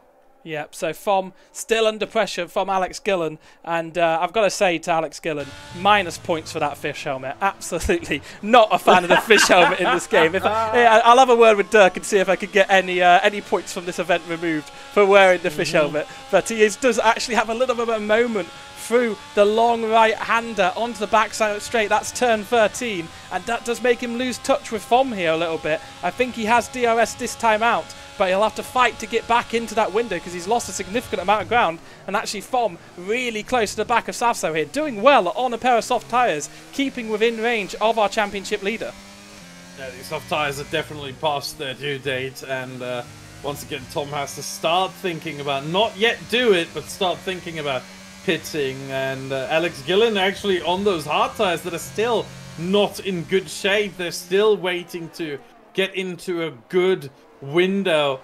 He's doing well to stay with this group here. It's I was trying to make a pun. I was saying it's fishy, but it's really not. It's actually just very strong from Alex Gillen. So strong as a carp. Is that what you're going to say? There you go. I have no idea if carps are strong. Probably not. Yeah, I think I could win an arm wrestle fight with a carp. If they were, it wouldn't be that easy to catch them. That's true. That is true. But yeah, absolutely. Alex Gillen looking solid. That's what James44V says in chat.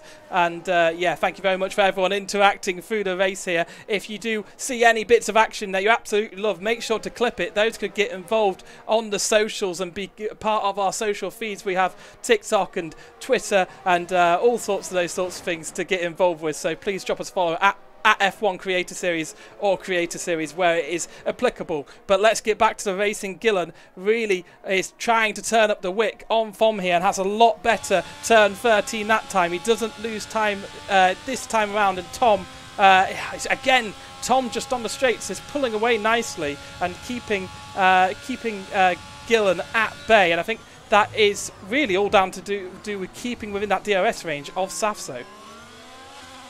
Yeah, and that's crucial right now for Tom. He needs to make these soft tires last as long as possible, and staying in DRS range is usually, as always, one indicator as to how I measure it as an engineer. You know, as long as you go, oh, there's a spin, Liam in P9, the Mercedes is around in the final corner. Just saw that in the background there as I was looking at Tom and Alex Gillen and Safso, and he's lost the position to GB68 there. Tires look fine for Liam, but certainly not the best situation to be in. And yeah, he lost a good amount of time. Tires are no concern right now in terms of their temperature. But yeah, that's usually one way to measure it. When you know your tires are falling off, how long can you stay in the DRS of the car ahead? Because that gives you usually enough time, that DRS, especially here, right? Down the back straight, you gain at least 3/10 just off of that DRS alone. And then down the main straight, probably another 2, maybe 3/10.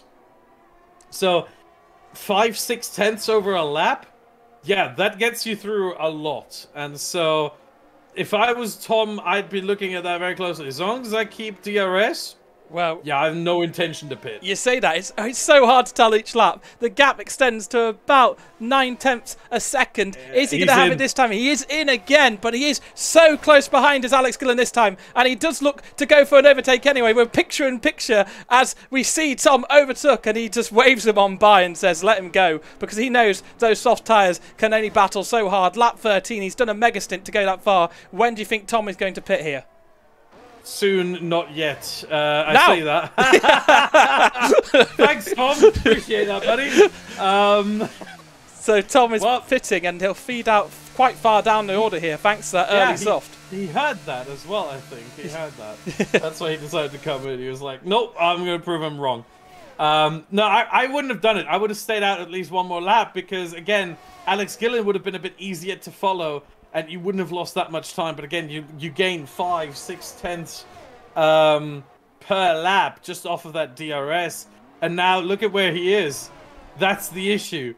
He's right in traffic of Formula Racers, of Dirk Chocolate, of Mr. Dale. That's not where you want to be. No, absolutely not. And he's going to have a lot better tyre life here. He will be able to push forward. But yeah, it is difficult. Formula Racers actually seeming to do Tom a favour there and get out the way immediately. That promotes him up into 13th position. Dirk Chocolate is the next target. Ooh, a little bit loose out of turn 6 there. So that is difficult for him, but he will just be finding the limit of those new tyres. And yeah, cold tyres as well. Cold tyres as well. They're not warmed up yet. They're getting into the range where they are warming up. Meanwhile, Tiamat Marduk and Meraki are going at it over P3. Tiamat Marduk up the inside with DRS, got the move done. We haven't actually looked at the top 4 all too much, but there seems to have been a split between Bushy and Scars in 1 and 2, and now a 2.5 second gap then to Tiamat Marduk and Meraki in P3 and 4. Yep, started 4th, now 3rd. Tiamat Marduk making progress through the field, slowly does it for him, but he is now going to have an absolute job to close that gap back down to Scars, because as you said, we're 4 or 5 tenths down the straight to be in that DRS, and Scars and Bushy could maybe start working together to pull away here if they wanted to drop the likes of Tiamat Marduk behind, if they find them a threat for the lead of the race. I wonder if Meraki can fight back either, whether his day is done and he'll drop off this pack.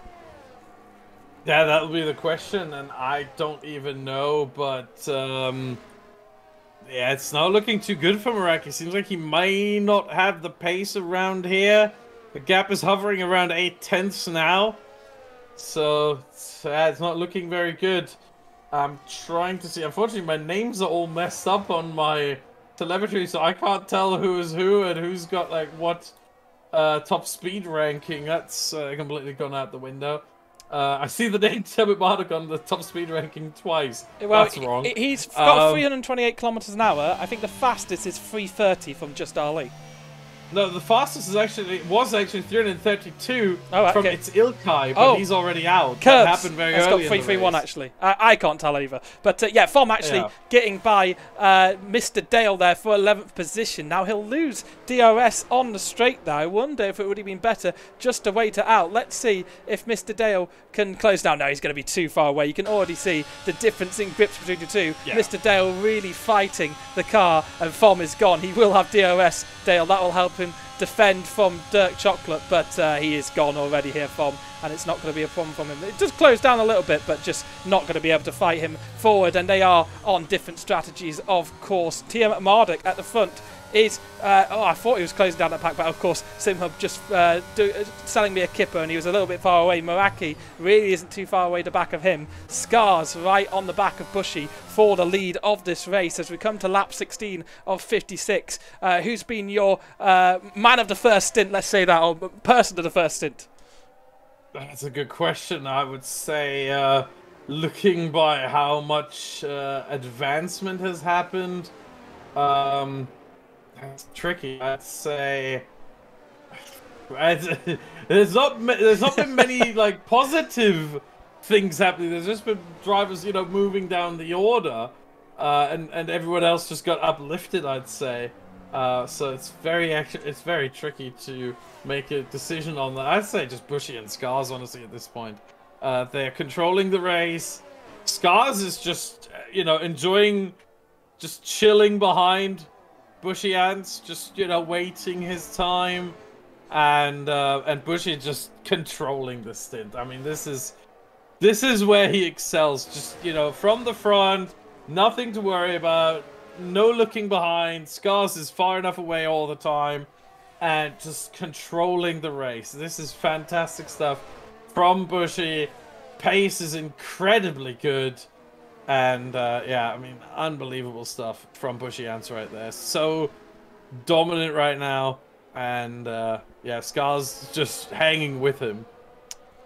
Yeah, so Alex Gillen still all over the back of Savzo here into turn one. I think he's closed up through those two DRS zones, but frustrated. And unless he can launch one out of turns 3, 4 and heading down to the kink of 5 and the hairpin of 6, he's not going to get close. But Tiamat Marduk, that's the fastest lap of the Grand Prix. That was a 1:37.357 for Benjamin Daly as he looks to close down that group at the front there. And it's a little bit cycling tactics here. I don't know if you follow cycling, but if there's a split in the pack, then yeah, you do need to bridge that gap and get into that toe. Because yeah, it's significantly more effort to extend to be at the lead of such a group, and it's kind of similar with how DRS works, of course, and we've mentioned that before. But yeah, Tom up into 11th position after his stop, and he is looking to close down on curbs.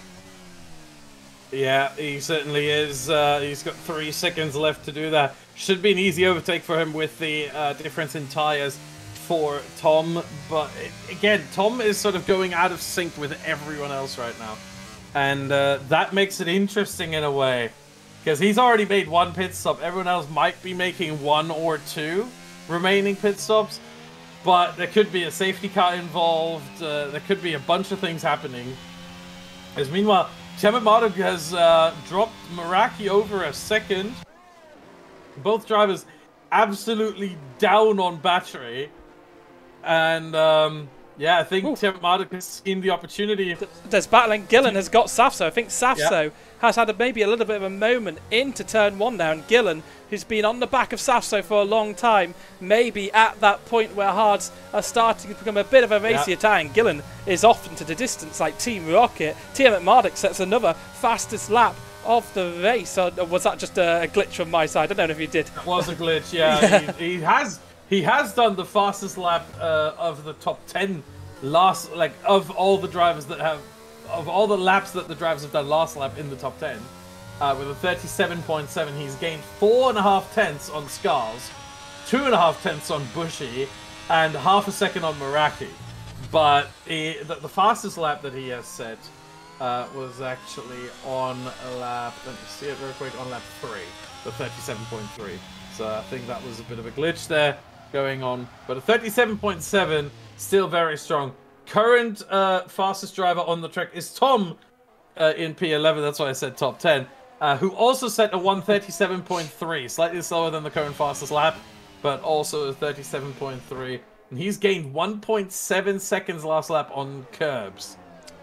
Right, okay, so he is looking to push on there. I wonder if that's going to be a soft medium strategy for Tom. Oh yeah. Yeah, that's certainly looking what it's looking like from here from the Alpine Ambassador driver. James says that there was contact between Alex and Safso into T1, and Harry also in chat now. The real reason he retired from the race wasn't through incompetence. Not that he's incompetent, but it's because he wanted to manage the chat and talk to the chat. Of course, that's why you can't talk to chat and race at the same time. I'm pretty sure that's one of Bernie Ecclestone's campaigns. So yes. I mean, I know for sure Lando would try. So Scars is still. I mean, I think Scars is just happy to be up there with Bushy Ants at this point. There's no need to attack. When you go side by side with other cars, you lose absolute lap time, and that would bring Tim at Marduk back into the fight. So I think these two are just happy knowing that they can keep with each other. And I think maybe Scars even I wonder if he's happy just saving the fuel with the DRS. Yeah, not just so much the fuel, more so the ERS. The fuel, I think the drivers are going to be absolutely fine in terms of the fuel, but the ERS, the battery charge. Ooh. That's the one that I think Scars is trying to save here. So Tom is battling back through the pack here. He's about to get into the top 10 because Curbs had a moment through that difficult left-hander of turns 9 and 10. Oh, car's off. That's Mr. Dale, I think. Yep, that is Mr. Dale off on the exit of turn 10. He's going again. No front wing. That's completely torn off the front of the car. Oh my days. Yeah, Mr. Dale's going to have to pit this lap. Could go medium soft to the end at this point if he wanted to, but it's not looking great. Yep, so he'll be pitting to the back. He'll certainly be hoping for a safety car to come up in not too long. How far away are the likes of Bushy Ants from lapping the pack here? If we look at Formula Racers, who's currently in P18, I think we're talking about, well, it's still far away, I think. If we look at the lap times of Formula Racers, he's lapping actually very similarly to Bushy and Scars. 38.1 from the leaders, 38.3 last lap from Formula Racers, and this lap he's about to cross the line. We wait for that real quick, and it is a 38.4. So yeah, very similar in terms of lap time. Mr. Dale will now be the last car, and that he might be closer to being lapped. Because of that front wing change, that will lose him a bunch of time, and I think that'll be a bit trickier for him to do. But even then, he's on softs now. He's hoping for a quick safety car, very quick safety car, and yeah, I think he'll be a bit closer to getting lapped potentially.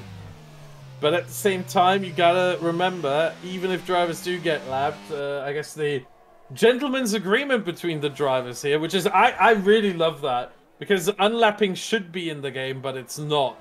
So what the drivers tend to do is the leaders just drive off the circuit to allow lapped cars to drive through. You can do that in the game. If you drive off the circuit, any other car may overtake you. And what the drivers do is they drive off one by one to let any lapped car through. It's really nice to see every time. And I hope if there is a safety car and the car is lapped, that they do that again. Yeah, I mean, it is very frustrating that the game doesn't allow you to unlap. I'd quite like a kind of lucky dog rule, kind of like what they have in IndyCar, to just let a singular car go through. And in real life as well, I think that would be nice, right? And it would speed things up a little bit. But that's just my opinion. It would speed things up. I think they should go with the other IndyCar rule. That in IndyCar, if you are lapped and there's of course caution, then you go to the back. Like you get sorted out. You go to instead of you're allowed to unlap yourself, and then you have to go around the circuit. Just push them to the back. They're not involved in this race, so just to the back you go, and then they can race each other, right? Yeah, I agree. That makes sense. Yeah. And it's much quicker as well. It's much quicker. Yeah, maybe need to look across the pond for some safety car improvements. Of course, been very contentious the last few years, some safety car moments. Let's not talk about Abu Dhabi 2021. I don't think people are still over that. I don't think people will be over that for a long time. Let's instead talk about Tiamat Marduk. Look at the gap to Bushy and to Scars. He's almost within a second. He's actually almost successfully closed that gap down to the top two. Yeah, he's just 1.1 seconds away on our timing screen. Scars having a little bit of a moment out of turns 3 and 4 there. That will bring it even closer, and I think he has dipped within the DRS here. Very impressive job by Ben Daly here, and we've spoke about Bushy Ant being the first driver maybe to take back-to-back wins. Tiamat Marduk won in Silverstone, taking round 2, and is in the championship hunt here. A win here could be massive for his championship. Oh, absolutely. He'd be the first driver with 2 wins, so that would immediately enter him into the history books. And, on top of that, he is a championship competitor right now, alongside Safso, Jeswanale, and GB68. And if we look, where are they? Safso, Jeswanale, GB68, well, P6, 7, and 8. So he would gain a massive amount of points on them. He'd immediately be in the fight for the final race. And he could very well win the championship here. Yes, 100%. As Mr. Dale sets the fastest lap of the Grand Prix in 18th position. And he's way out of it, but at least he's put on a pair of softs and he's going to have a bit of fun here. And I think that's what I'd be inclined to do if I was almost lapped. Put on a pair of softs, maybe a safety car will come along and save his blushes. Bushy pits! Bushy's pitted from the lead of the race. That is early. Yeah, that is early. Meraki follows in as well. And I'm not so sure about that being the right move. We're going to see where he exits. No front wing change or anything. He goes on to mediums again. So he's hoping for a late safety car instead of one within the next couple of laps. And then going probably for softs towards the end. Or if there is a safety car soon, he might just switch on to hards potentially to go to the end.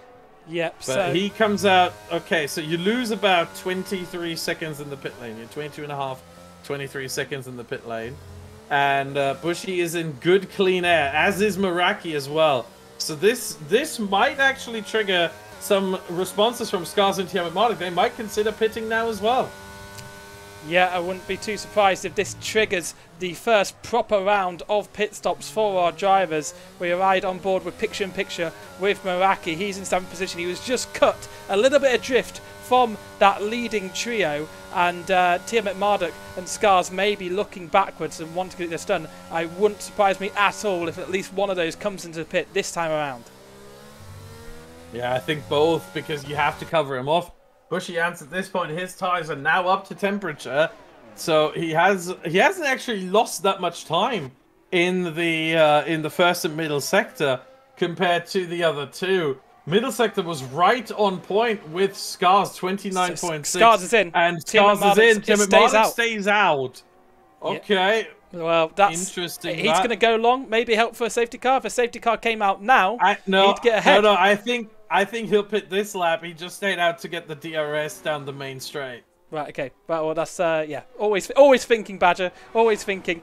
Scars is in going to go down to, I think, 6th position here. Bushy Ants will get ahead. Will Meraki be able to get ahead here? Will the undercut work? I think, yeah, it has worked, actually. Meraki's had an absolutely storming time there, and he's got... Oh, no, he hasn't. I'm looking at Safso, who's come into the pits. So, ignore me completely there. Gillen is up to 2nd position, thanks to this, and he's gone those hard, so he's going to be running hard. Just Ali in 3rd position here. Yeah, but the undercut has worked for Bushy there, as he has now a 1.7 second gap to Scars, and Scars' tires are still not up to temperature, so he will hemorrhage more and more time. So Bushy has completely torn this group apart now.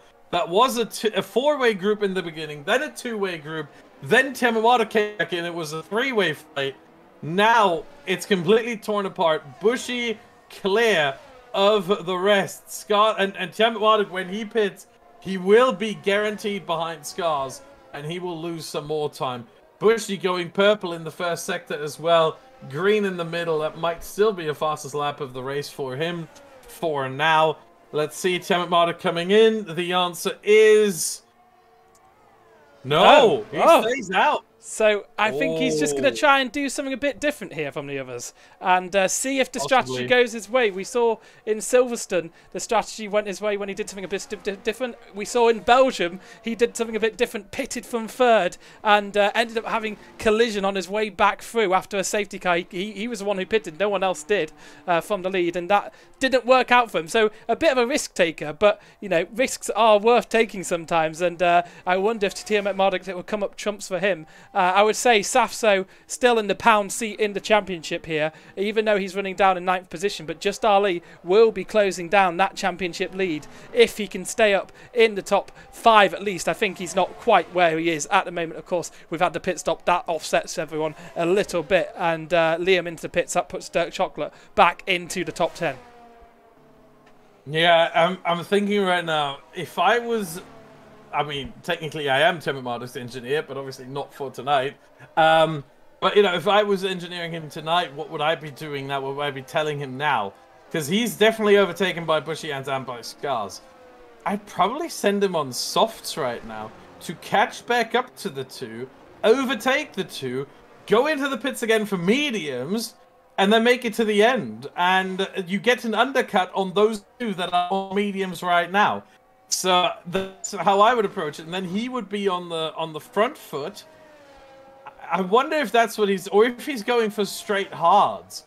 That might be another option. He's just going for the 1-stop. He's still staying out. He's still hesitating to pit. Interesting. This is tricky. He's sort of stuck between a rock and a hard place. If he pits now, he's definitely behind Bushy and Scars. And if he keeps staying out, he will end up behind Meraki as well. So he has to consider that too. Yep. So I mean, I think the flip side is if there's a safety car, it really works. I call it goal hanging for a safety car. You stay out a lot longer than everyone else, and just hope that safety car comes out. Kind of a Valtteri Bottas move from 2019, and yeah, it could work. Let's see how this one plays out. Battles out there. There's no one within a second of each other on the grid, so everyone is very spread out here. That's because we've not had a safety car yet, and we're just coming to a half race distance here. Yeah, it's very surprising. Normally, we don't get that all too often. Usually, we have a safety car within the first 10 laps most of the time, which is why Tom probably went on to soft to start the race. But, yeah, look at where Tom is, by the way. Compared to the net leader, Bushy, he's only 13 seconds behind the net leader of the race. So for Tom, this is coming up aces right now. And Tom will get another undercut on everyone else as well. Remember, he pitted 10 laps earlier, or 9 laps earlier than Bushy, 10 laps earlier than Scars. He's going to get another undercut around lap 34, 35 maybe? Tiamat Marduk staying out again. See, I'm worried. And yeah, and no penalties. Hoodie Pete, thank you so much. Yeah, no penalties either. I'm more surprised by that, to be honest. Because this track does offer quite a few spots where you can easily get yourself a penalty just by, you know, extending a little bit too much here or there, especially the final corner. But the drivers are very well behaved. Yeah, very well behaved. Also quite spread out, so that means it's quite difficult to get a safety car, but also because they're not battling, it means they're not under loads of pressure and they can just focus on their lines. But Scars is closing back up to the back of Bushy Ants here, a little bit for 5th position, and they are closing in. But absolutely, Tom is in a very, very good position because he has that undercut coming, and the circuit here, the Shanghai International Circuit, is shaped like the letter Shang, and that means to ascend in Chinese, and well, indeed, Tom is going to hope he ascends towards the end of this race and gets the undercut on the cars ahead. And as you said, only 10 seconds away from our net leader of the race, Bushy Ants, who are currently running in 4th, 1st, 2nd and 3rd yet to pit. Tiamat Marduk running very long on a pair of medium tyres. Yeah, if he now pits, he would be behind Meraki. So he's missed that window. If he is to pit now, if he does come in this lap, that's it. Like, he will be net P4. So at this point, I'd actually tell him to stay out. And this is probably when he... Yep, this is when he comes in, of course. that is amazing. That is amazing. Right, just do whatever the opposite of Badger. That's what Tom people have was been the first one to do that. I said about Tom earlier, I said, nah, surely, you know, he should stay out a couple more laps. And boom, there you go. He comes in immediately. Now Tiamat Marduk does... And he goes hard. He goes hard. So he's one stopping. So he does not want to pit anymore. Oh, that's why he stayed out longer. That's exactly why he stayed out longer. Oh, that's risky. But he'll be right behind Meraki. But it will take so long to get these tires up to temperature. If you wanted to go to hards, I think Tiamat Marduk should have pitted 1 lap earlier, maybe 2. Just to, 1, get the tires up to temperature, and then he'll be able to hang with Meraki. And just, you know, wait in his DRS and just get dragged along. Right now, he's got no one to help him. He's just in a world of his own. He will not catch up to Meraki. Tom is unlikely to catch up to him. So this isn't working, I think. He will lose too much time to the net top 3. And I think this is a strategy blunder from Tiamat Marduk to go on to the hards here this late in the race. I don't think this is working. Yep. So, Bushy, yeah. Oh, Bushy, meanwhile, on just one alley here.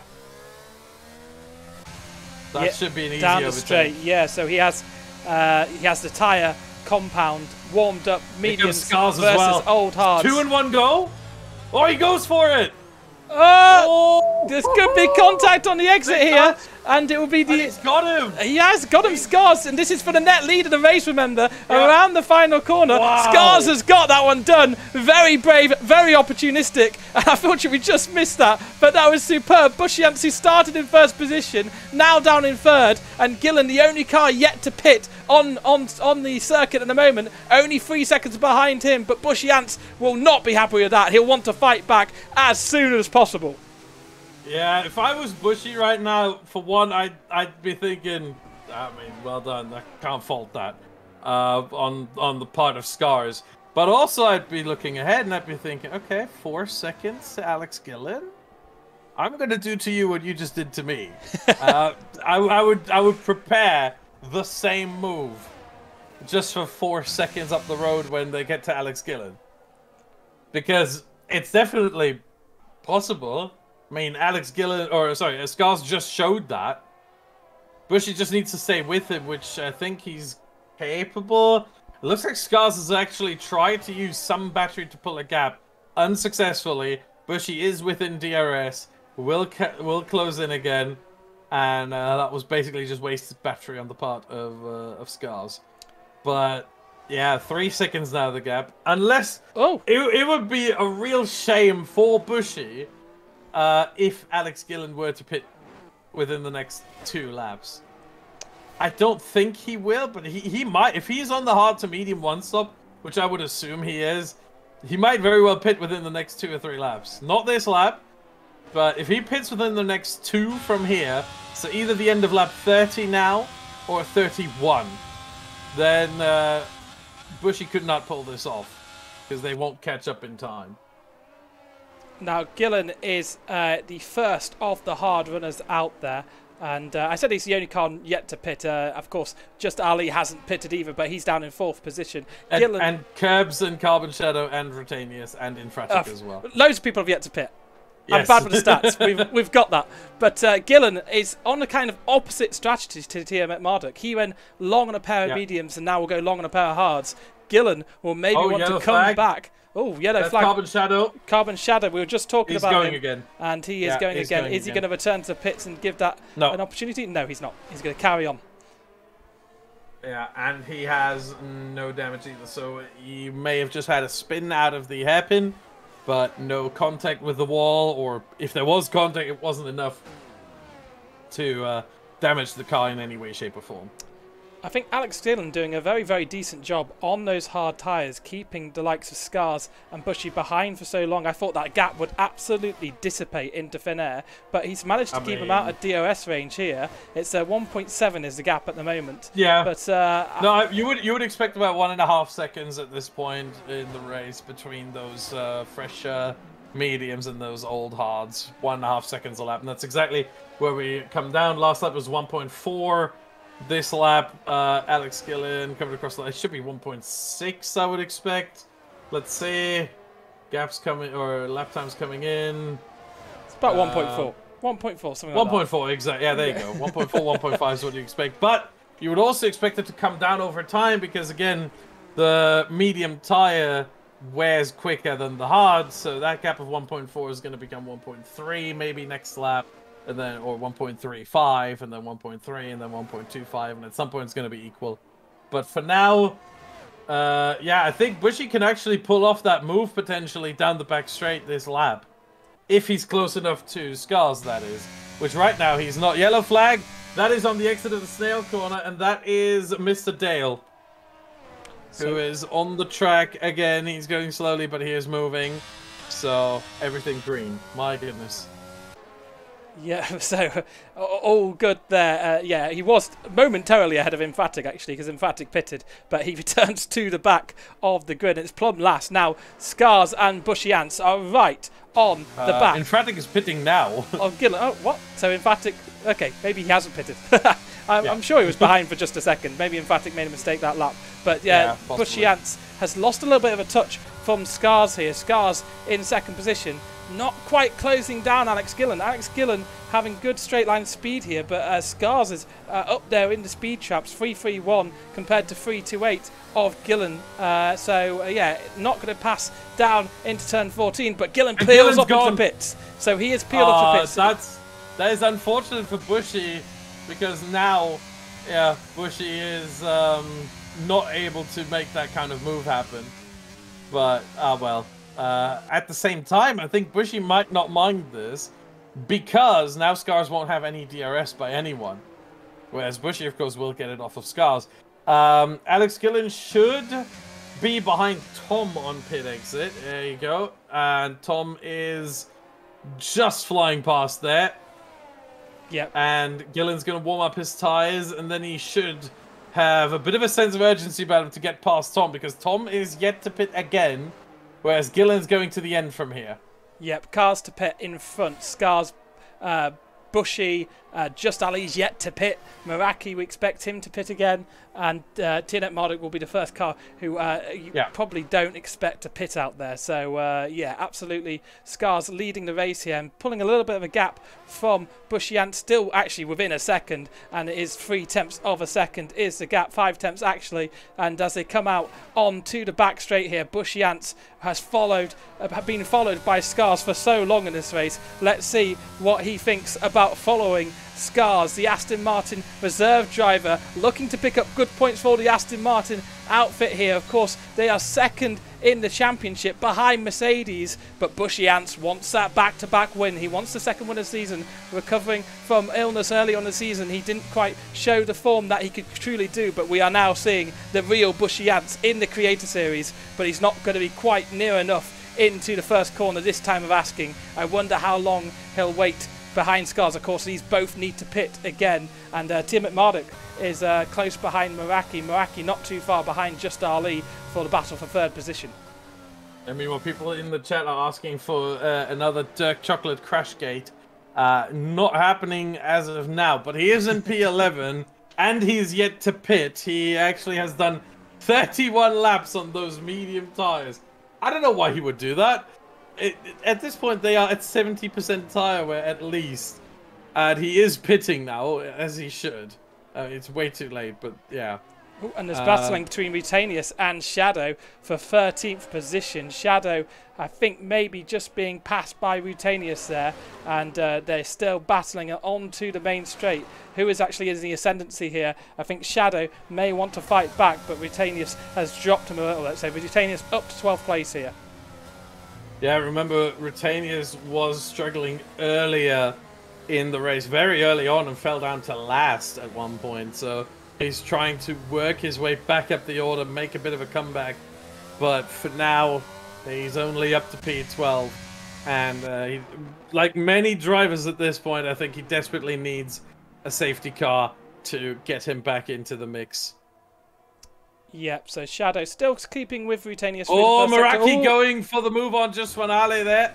Yep, so yeah, once again, sense of urgency, and Tiamat Marduk's going to be the next one to line up just when Ali, if he doesn't pit, that is, and he doesn't. He stays but out. just Ali runs very wide, and this could tee up Tiamat Marduk to go for the inside. He signals immediately that he wants to go for the inside, and this will be easy as you like coming through turn 1 here, and he will try and keep up with Meraki as much as possible. Remember, Meraki has to push the pit again, so does Bushy and Scars ahead. Tiamat Marduk effectively in the net lead of the race once those pit stops are done. It's all about taking those tyres as far as possible and looking out for the likes of Gillen behind. GB68 and Curbs are fighting for 9th position meanwhile. Oh, no, are they? No, Curbs is into the pits. Curbs is in, yeah, Curbs is in now. He's pitting off of the hards and onto mediums. A lot of drivers choosing the one stop here. I don't understand why. Again, I think the 2-stop is generally quicker, but I think we will see that from Bushy and Scars and Meraki. Maybe not Meraki. He's fallen off a bit in terms of pace, and now he's dragging along Tiamat Marduk. Look at this. I just realized Tiamat Marduk was falling off, and now all of a sudden Meraki is kind of helping Tiamat Marduk with the DRS to lap a bit faster. So it's looking very, very good all of a sudden for Tiamat Marduk. Alex Gillen is in no man's land, trying to catch up to Safso. And as long as Meraki can drive a decently good pace compared to the leaders, which right now he isn't. Last lap he lost 8 tenths to Bushy, 9 tenths to Scars. Not that great. But if he can pick up the pace, then Tiamat Marduk could benefit off that and easily end up in a situation. Actually, now just updated for this lap, lap 34 that just finished, and it's 6 tenths now that Meraki lost. Still not great, but Tiamat Marduk getting helped here with the DRS that he gets off the Williams in front. We have a yellow flag. That is Mr. Dale off once again. Oh, safety car! And safety car. We have a full safety car. Wow! Oh my, that changes everything. Just when Ali now gets a free pit stop. Rutanius, Carbachet, we finally get everyone bunched together. There it is, ladies and gentlemen. Plus, apparently, I'm trying to see it on the steering wheel. A certain Mr. Tiamat Marduk, yeah. He is 2.1 laps down on fuel. Oh, so he desperately needs to save fuel right now. He can do that over 3 laps of a safety car. He absolutely will gain back 2 laps. That's not an issue anymore. But it certainly was before that safety car came out. So he was in a good position, but he's in a better position now because of the fuel saving that the safety car will incur. And now I just expect everyone to pit. I think Scars, Bushy... No, you don't expect everyone to pit. Tiamat Marduk, do you think he'll pit? Yes. He will pit for new mediums because he has new mediums. Yes. Scars has no mediums, no new mediums available. Bushy, no new mediums. Meraki, no new mediums. Tiamat Marduk's going to pit for new mediums, just one Ali mediums. Safso doesn't have any. Oh. Alex Gillen doesn't need to. He pitted 3 laps ago. He's going to stay out most likely. Tom is going to pit for new mediums. Scars and Bushy have pitted. They have they're pitted. going for hards, aren't they? They're going to go for hards, and I think it's going to be difficult. But Tiamat Marduk is going to be in a very good position. Just Ali, he is one of those ones that goal hanged on that set of hards, and he has come up trumps here. Yeah. He is going to be stayed out. Safso stayed out, so Safso doing something out. different to Thomas his championship coming rivals in. ahead. Yeah, Safso is in P3 now, ahead of Alex Gillen and ahead of Meraki, and Tiamat Marduk just went out. Okay, GB68 is coming in. Right. He doesn't have any mediums that he has to go hards. Yeah. Cabs is going to stay out. He just pitted before the safety car for fresh medium, so he's going to stay out. Oh my days. Okay, this really jumbles up the order quite a bit here. Safso staying out is not what I expected. Well, kind of what I expected, actually, to be fair. But he has to pit again. He's guaranteed to pit again. Because he's only used medium so far. So and Safso's Ben, hoping for a late safety car, maybe, and softs to go on. Possibly, yeah. Possibly waiting for another one and going softs with everyone else. And yeah, people are asking, Ben pitted? Yes, Ben pitted because he had new mediums available. And those are obviously better towards the end until his slightly used hards. So, definitely a justified pit stop for Tiamat Marduk there. One that I think bails him out of his strategy a little bit. Yes, I mean, certainly on the fuel preservation side. Now, I mean, these creators will all be loving the spice that this safety car adds to it. It had a little bit of a fear that it could sizzle into nothingness, this Chinese Grand Prix, much like the 2019 race last time around here. In the intro, I said it's a race that doesn't get that much love, and it's a lot better to race in the game, and I think this will show some real good wheel-to-wheel racing here. And this safety car, it comes just in time. I think certainly Tiamat Marduk was running low on fuel and maybe in a Just Ali situation from last week. I'm sure Just Ali wasn't worried about the tyres at all, but did go long on a pair of hards. Now he's on mediums, and you have to say, in a good position maybe to close up on Safso in the championship here. Tiamat Marduk, of course, in third position, 57 points. He's only actually 6 points behind Just Ali here. So Tiamat Marduk and Just Ali are in a championship battle. Even if it's not for first, it could be for second in the championship overall. Of course, this is the penultimate round. Next week in Singapore, we have the final conclusions. We don't know if Safso can clinch it today. It looks unlikely that Safso will clinch it with the pace that we've seen from him so far. Yeah, meanwhile, Mr. Dale is lapped right now and is trying to get past all these guys. He's trying to show to Meraki, hey, please let me through. Drive off the circuit and let me through. Meraki now getting the memo, and Mr. Dale is through. It needs about 4 more cars to make way for him. But never mind. Now, he wasn't fully off the circuit, so the game didn't allow him this time around. Now he wants to get past Alex Gillen. Is Gillen going to let him? Not quite, not yet. Let's see what Gillen is doing. It looks so clumsy, doesn't it? It looks so clumsy. It looks very clumsy. Cody's, please put an unlapping system into the game. Save us from this. There you go. Now off. Gillen drives off. And good sportsmanship from the pack. Meraki didn't decide to go up the inside and take that position. Because, of course, once a car leaves the track, you can pass them. Certainly in the game logic as well. So, Meraki, good sportsmanship to not pass him down. I think they all have an understanding with each other that they want everyone to be on the lead lap. There's another one. And another one. Look at that now. That's perfect right there. That is absolutely perfect. Now Mr. Dale is unlapped officially. And he can actually overtake the safety car and unlap himself entirely. That being said, I'm going to make that very clear. I think... Oh, no, he has to let someone else through, I think. He didn't... Or? Can he go? Slowing down. Yeah, he was slowing down. Don't know why. But, yeah, he is unlapped now. And, maybe... Oh, Delta. Yeah, of course. Right, Of course, he's still tied to a Delta. Although he shouldn't be, because the leader has caught up to the safety car normally. At least, that's the way it should work, is that the Delta disappears as soon as the leader has caught up to the safety car. But, yeah, now he's going full beans. There you go. What was I trying to say? Hold on. I had a thought, and I forgot it. It's gone. It's gone, yeah. Oh, yeah, no. Mr. Dale put himself into that pickle a little bit, because he pitted as soon as the safety car came out. Of course, he then got overtaken by a couple of cars. So you would suggest running a lap longer? yeah, running a lap longer on whatever tire he was on mediums. Like whatever tire he was on, he should have just stayed out and just wait, you know, a lap or two, and then you could also like, you know, switch to your hard tire if you need to. He had no front wing. Yeah, Maybe he had no front wing, but you know, he still would have been faster than the safety exactly. car. He still would have been at least lapped by less cars, and it would have made it a bit easier. But yeah, you can stay out without a front wing. That's not under safety car for sure. Doesn't matter if you have a front wing or not. Yeah, you're a bit slower, but it's under safety car, so you know, who cares?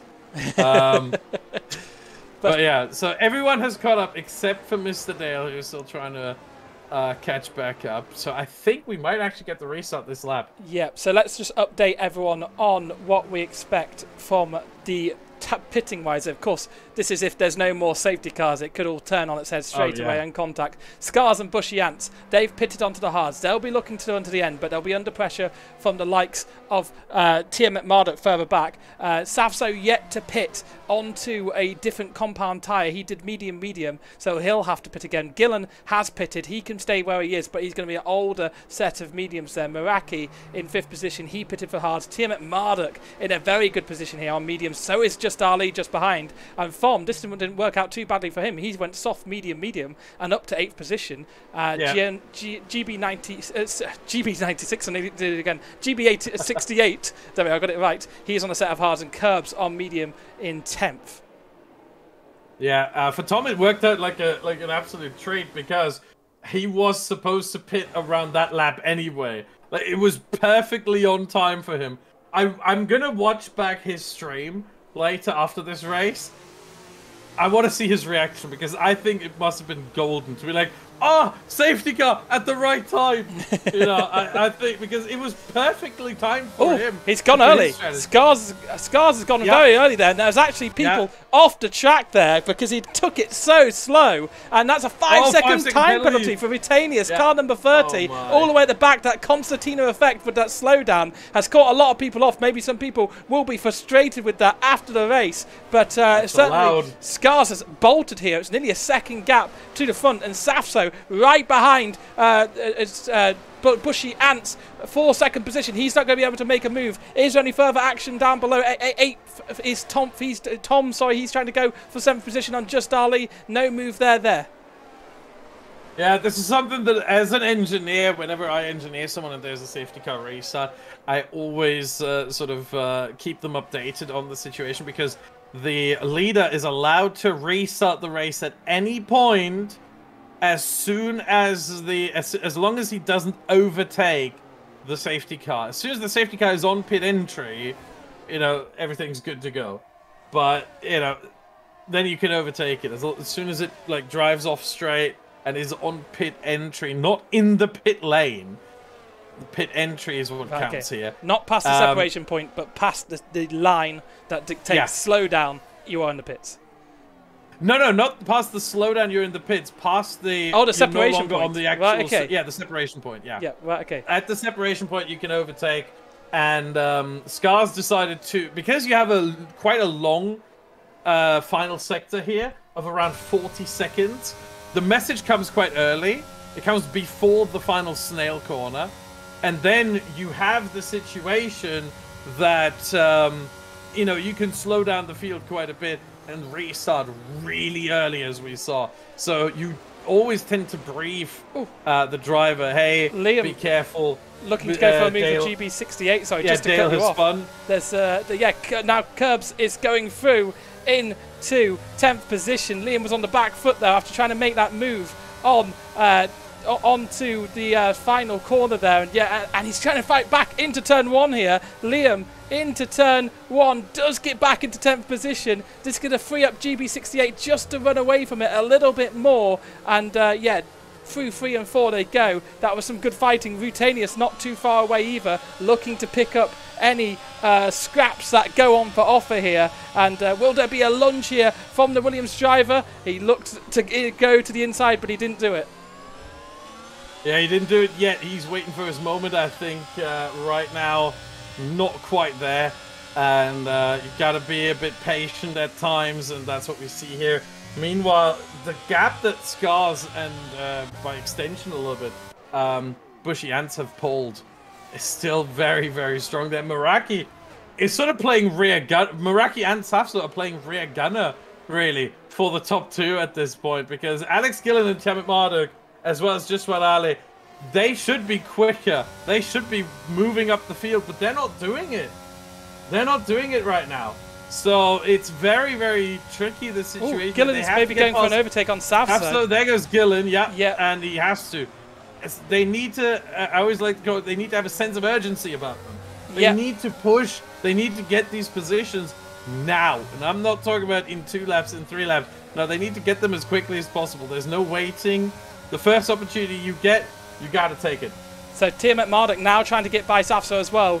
We've seen him want to follow through quickly earlier on, and he does so here. Stays right behind his friend and rival, Alex Gillen. These two are absolutely in a battle for the lead of the race here, because they are on mediums compared to the 3 hards up in front. Now, if Tiamat Marduk can clear Gillen ahead, he's starting in 4th position to Tiamat Marduk, but he could get through and start putting pressure on for the lead of the race here. I wonder how he's doing on fuel after that safety car. You must have presumed that he got that under control with such a long safety car period. But Gillen is right behind Meraki through this tight technical middle sector. Usually not a place for overtaking opportunities, but it is a chance to get as close as possible into the second snail. That will launch you onto the back straight, and if you can stay within 5 or 4 attempts, then you're certainly in position to overtake. And remember, Meraki won't have DRS here. He's away from DRS range from the front 2. So can the Alfa Romeo reserve driver Alex Gillen get past Meraki here, and will Tiamat Marduk try and follow through? And we'll keep an eye out on this one. All the way down the main straight we go, and yeah, it's Alex Gillen pulling out as we expected, and he gets up by very, very easily. All in all, Tiamat Marduk will see that and hope that they battle some more, so it's slowed down Meraki. Now Tiamat Marduk around the turn 14 and turn 15 will try to get by Meraki again into turn 1. It will be copy and paste from the lap before if he pulls it off, and he has so much more confidence on those medium tyres. Forces his way on the inside. We have 15 laps to go, and Tiamat Marduk is up into 4th position here. He wants to get that 2nd win in the championship and put himself in a great position for the final race to try and take the Creator Series championship here.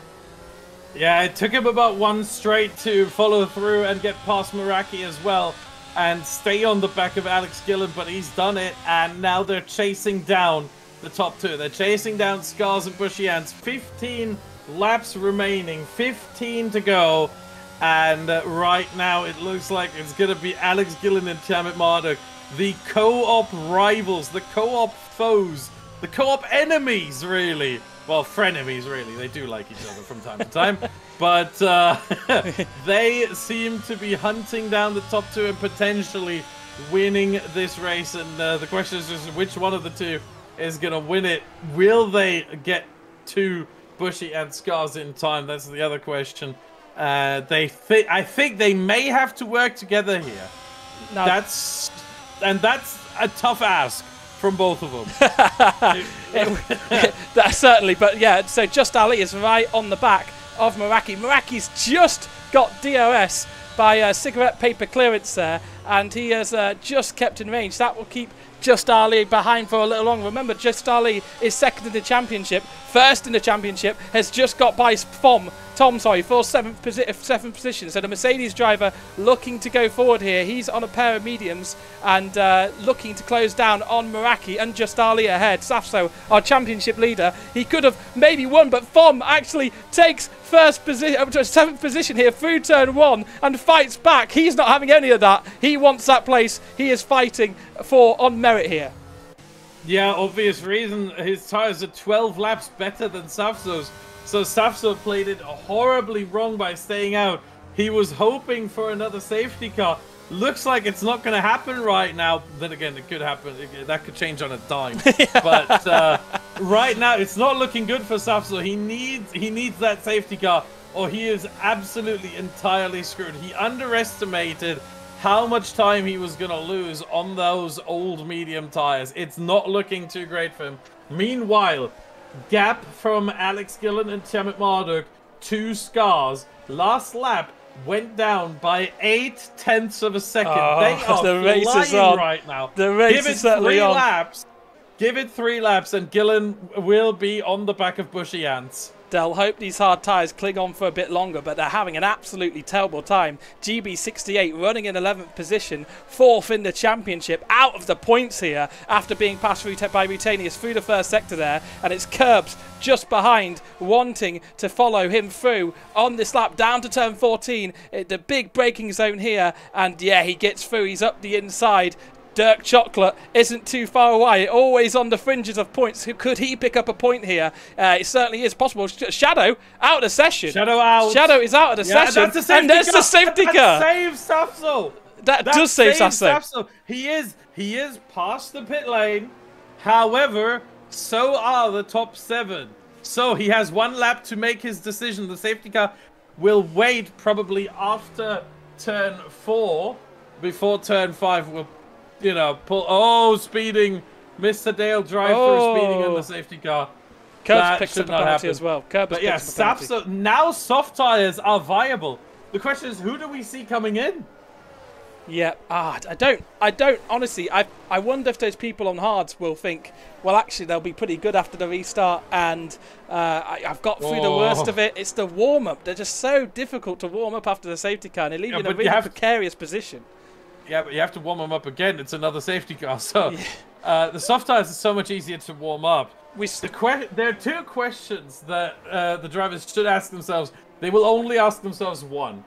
The question they ask themselves is, will the softs last? The answer to that is a very emphatic yes. No doubt about it. The question they should be asking themselves is, do I have a setup that can accommodate the softs around this circuit for 10 laps? Yeah. And they don't overheat? And that question for some of the drivers might very well be no.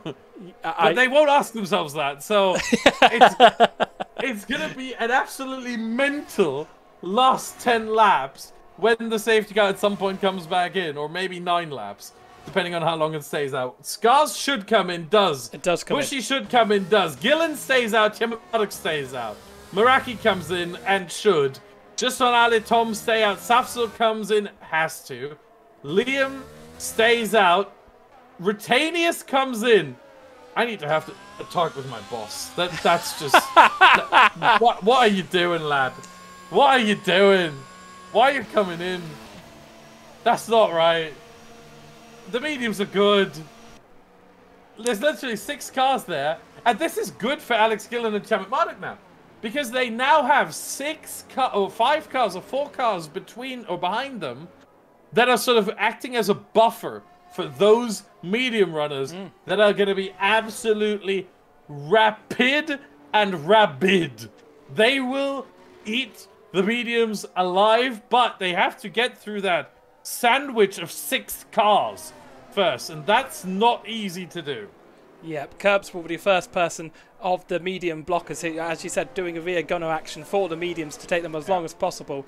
I think he'll be pretty easily caught by the cars in front. Tom stays out there on mediums. It is all down to, have they got, as you said, have they got a setup that accommodates the softs? We know they'll go to the end. Tom did a miracle stint on them at the start, 12 or 13 laps on the softs at the start with the heavier fuel load, so you expect bigger fuel degradation and harder to manage the tyre temperatures with those fuel loads. And yeah, absolutely, it's going to be breathtaking finish to this Creator Series race, round 6, and it is the penultimate race next week. We're at Shanghai. Savso is in a decent position here to score some points, maybe currently sitting in 10th position, but he is on that soft tyre, and if he can take that, use the best of it, and cling on to them at the end, then it certainly is his to take. Bushy Ants wants that double win. Gillen in first position. He did so well last week, 2nd position. Could he go 2nd and then 1st? Tiamat Marduk will want something to do with that and will try to get by him as quickly as possible. But if they squabble too much, that will play into the hands of the soft runners. It certainly will. It's the way I see it, it gets harder to get through those 6 medium runners the further you get along, for 2 reasons. One, obviously the softs wear quicker than the mediums.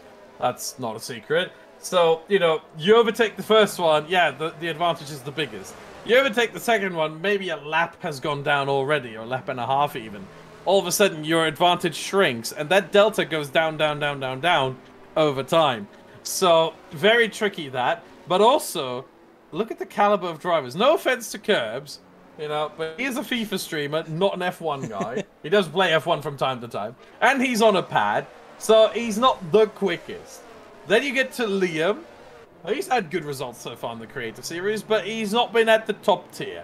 Then you get to Tom, former F1 esports qualifier. Then you get to Just One Ale, championship competitor here. Then you get to Chemit Marduk and Alex Gillen. One is a race winner, the other had a second place in his rookie race last week. This is getting harder with every position you make. So I think by the time that Scars and Bushy Ants get to the back of Just One Ale, they might just be running out of steam.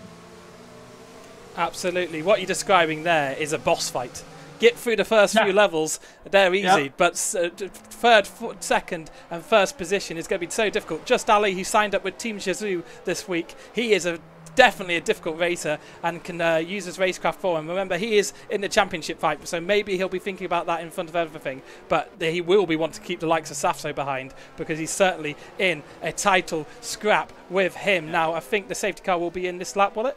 No, it's not. We have not gotten the message yet. We might stay out one more lap because two cars, Infratic and Mr. Dale, have not caught up yet. We might get the message late, but it looks like we're not getting it at all this lap.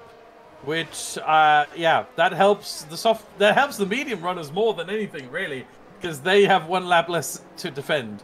So it certainly helps them the most. But yeah, we're actually not getting the restart just yet. So Alfie's just made me laugh in chat. For the first time in the season, Ali has positive fuel.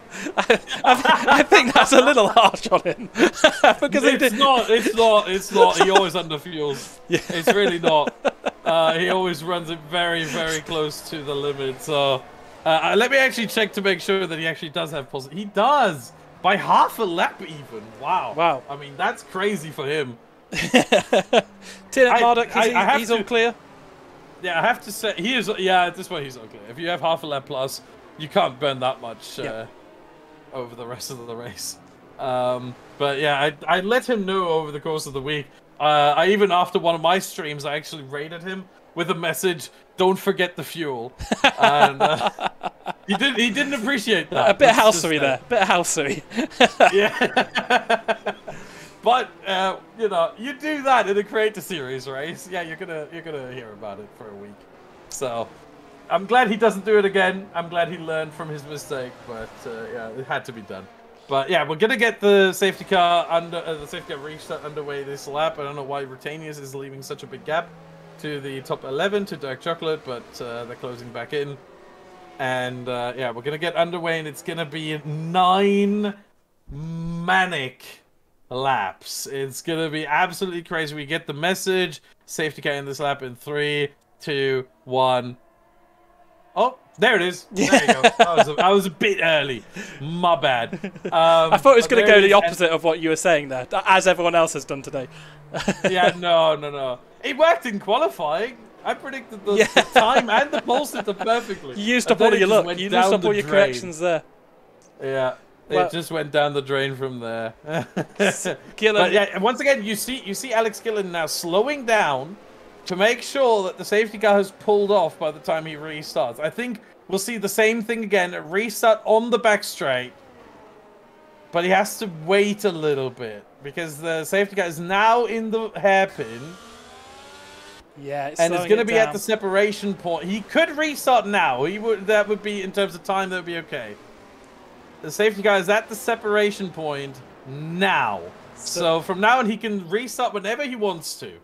Yeah, he's keeping it very, very slow. Lots of weaving. People trying to get heat in their tires. And maybe get... No, he's gone. He's gone now. He's gone now. Oh, he goes now. Wow. Again, opposite of what you have said. Chemit Marduk is caught out as well. Caught napping. And Just Ali isn't too far behind at all here. And could be putting pressure on the man in third in the championship. Second in the championship is in third. They're switched around in the standings here. And yeah, all about see how quickly hopefully those soft runners can get by curbs. They haven't been able to do it at the restart, so it may be halfway through the slap or on the back straight. That's good news for the likes of Gillen and Tiamat Marduk. Curbs is leaving the door open a little bit, not enough. He then closes it as Scars gets closer. That's a bit of a bait and switch tactic there. Completely legal. It wasn't that he was blocking him in any way, shape, or form, but that was a bit tricky. He was actually running a bit wide, and then, you know, turned in and made sure that Scars couldn't get past. So Curbs already with a defensive move there.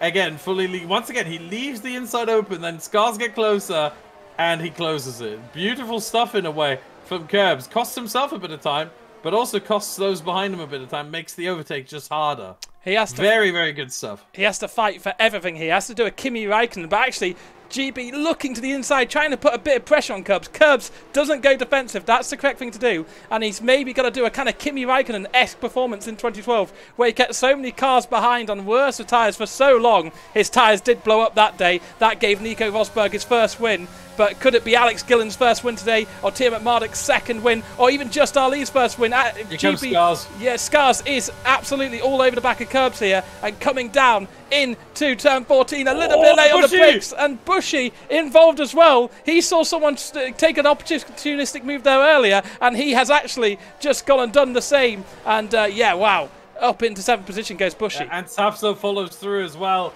Now Curbs has fallen down. The first domino has fallen.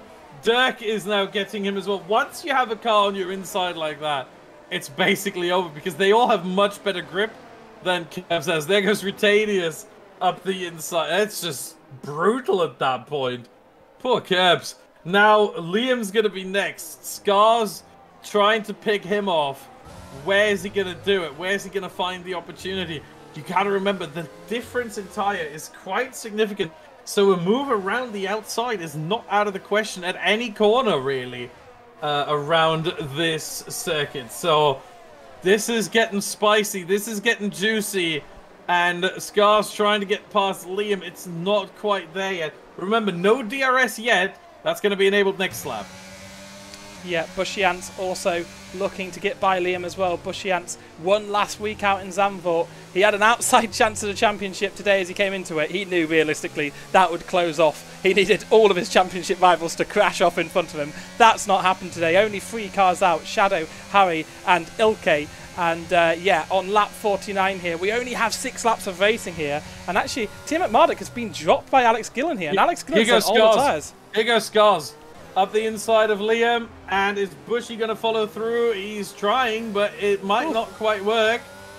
A little bit of contact maybe between Scars and Liam, but yeah, he will have to wait at least until turn 1 here, and he will be so eager to get it done. He's already showing him the inside, and it's Scars who's going defensive. Maybe it'll be the outside instead, and he switches it up because he saw that gap was closing, and now he'll maybe even think of a move on Scars. Well, he just so inviting to get drawn alongside, but that gap would always close, so he sticks his nose out of that battle and will try and go forward. Scars up to 5th. Bushy up to 6th position. I think Gillen's doing a great job dropping Tiamat Marduk at the front of this race. Just Ali also falling a bit out of range of those cars. Now I think those need to bunch up. They need to work together. They need to keep the DRS to defend from these hungry softs behind.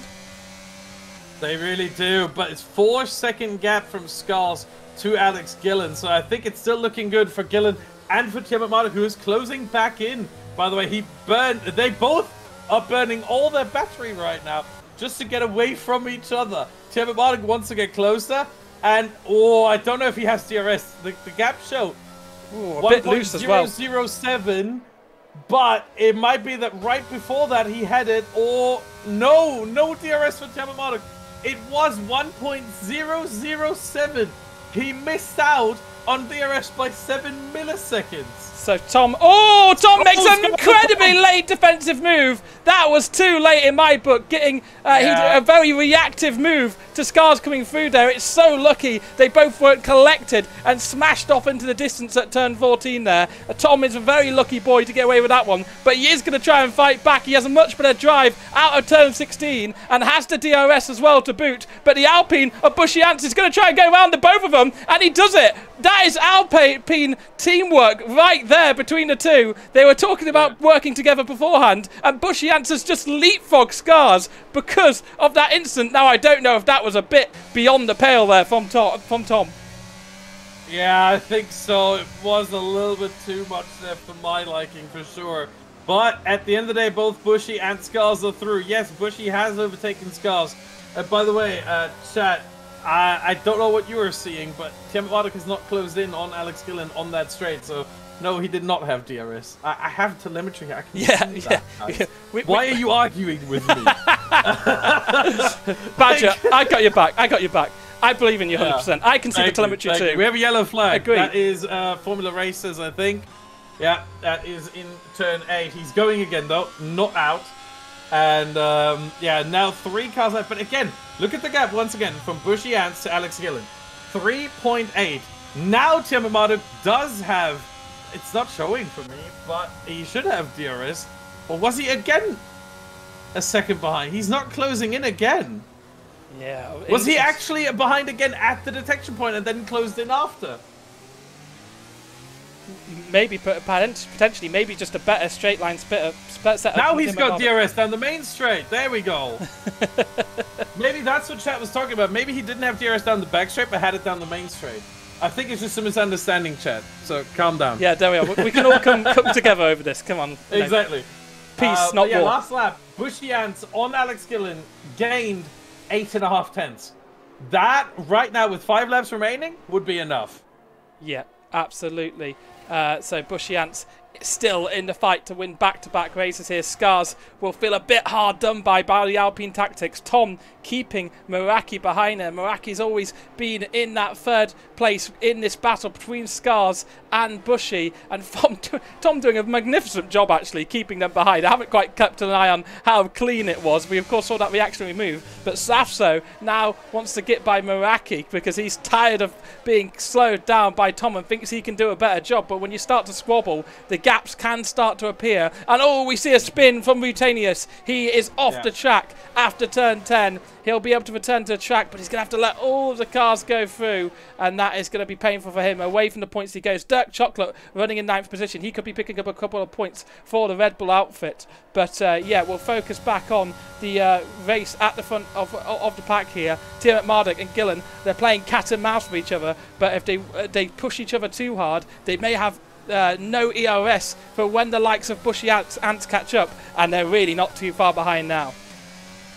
Yeah, and Tiamat Marduk trying to close in, trying to get closer to Alex Gillen here. Not quite enough to make the move happen. Bushy Ants fastest lap, not surprising, a second gained on Alex Gillen, but he still has to get past Juswan Ale, then past Tiamat Marduk, then past Ison, or if they swap positions, the other way around. But it's gonna be tricky. 4 laps remaining, and that move on Juswan Ale has to be quite quick. It would have to happen this lap for Bushy Ants to have a chance. He's actually dropped Scars by 1.5 seconds as well. Yeah. So that looks very decisive there for Bushy Ants, but he needs to get past Juswan Ale. The question is Alex Gillen trying to hold up Tiamat Marduk, back him into Juswan Ale, so Juswan Ale gets the DRS to defend?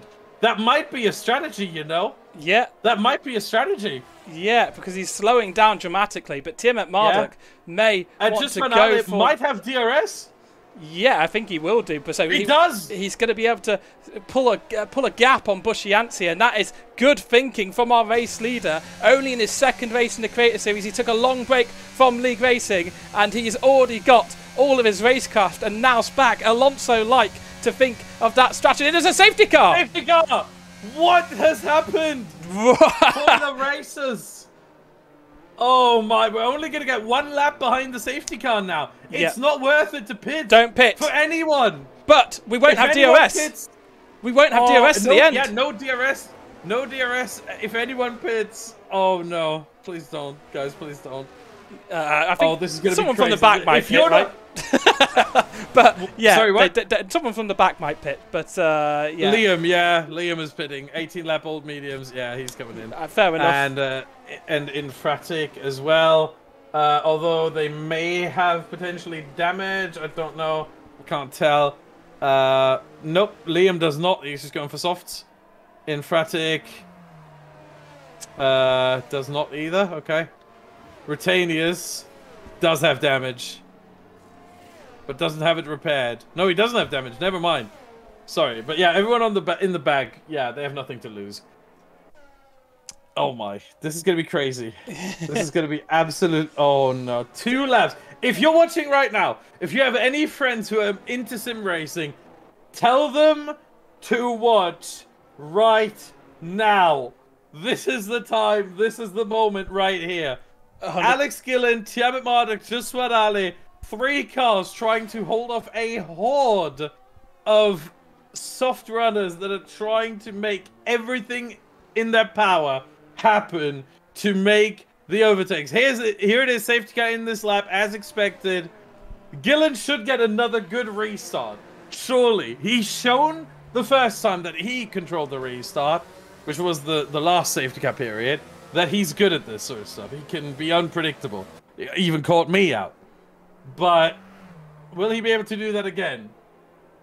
Yeah, it will be interesting to see. Tiamat Marduk would maybe know that he can maybe go a little bit early, do something a bit different. Of course, he's raced many a race with him, so he'll be aware of his tactics, but he will not want to lose second position overall in this race to Just Ali. 2 of the top 3 here, yet to win a race in the Creator Series. The other 2 in the top 4 have won one before, so we could be seeing a double winner. We could be seeing 6 winners in 6 races. It's the penultimate race of the year and of the season. Of course, Safso is in the lead of the championship, but he won't be picking up the championship win here unless something really dramatic happens. It will be going down to Singapore, we can say safely. Tiamat Marduk will want 25 points, and to rob that off Alex Gillen won't want to have 2 second places in a row, but he goes. There we are, a little bit closer to the hairpin this time, but he has gone. Tiamat Marduk caught a little napping there, less napping than last time. Just Ali not on the back of him. We won't have DRS to the end here, but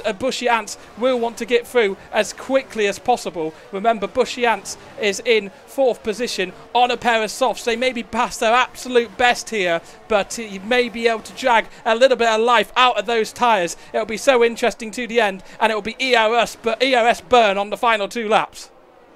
Yeah, and I tell you what, this time Tiamat Marduk wasn't actually caught napping all too much.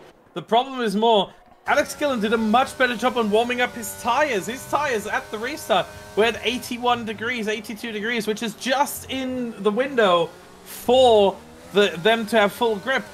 Tiamat Marduk's tyres, 78, 77 degrees, too cold. That's where he loses the time. That's why it's gone to over a second right now. He's trying to close that back up. It's going to be difficult. Plus, Alex Gillen has a slight surplus on battery. So it's going to be really difficult for Tiamat Marduk. He has to be the faster driver and make the overtake happen. If it happens, lap 56 happen. I think that'll be the only chance, if there is one, for Tiamat Marduk. Bushy Ants pushing so hard through the middle sector there. He almost lost it on the exit of 10 on the run up to the DRS detection zone, but he's just about got it back under control, and he's right behind Just Ali here. Just Ali 3rd.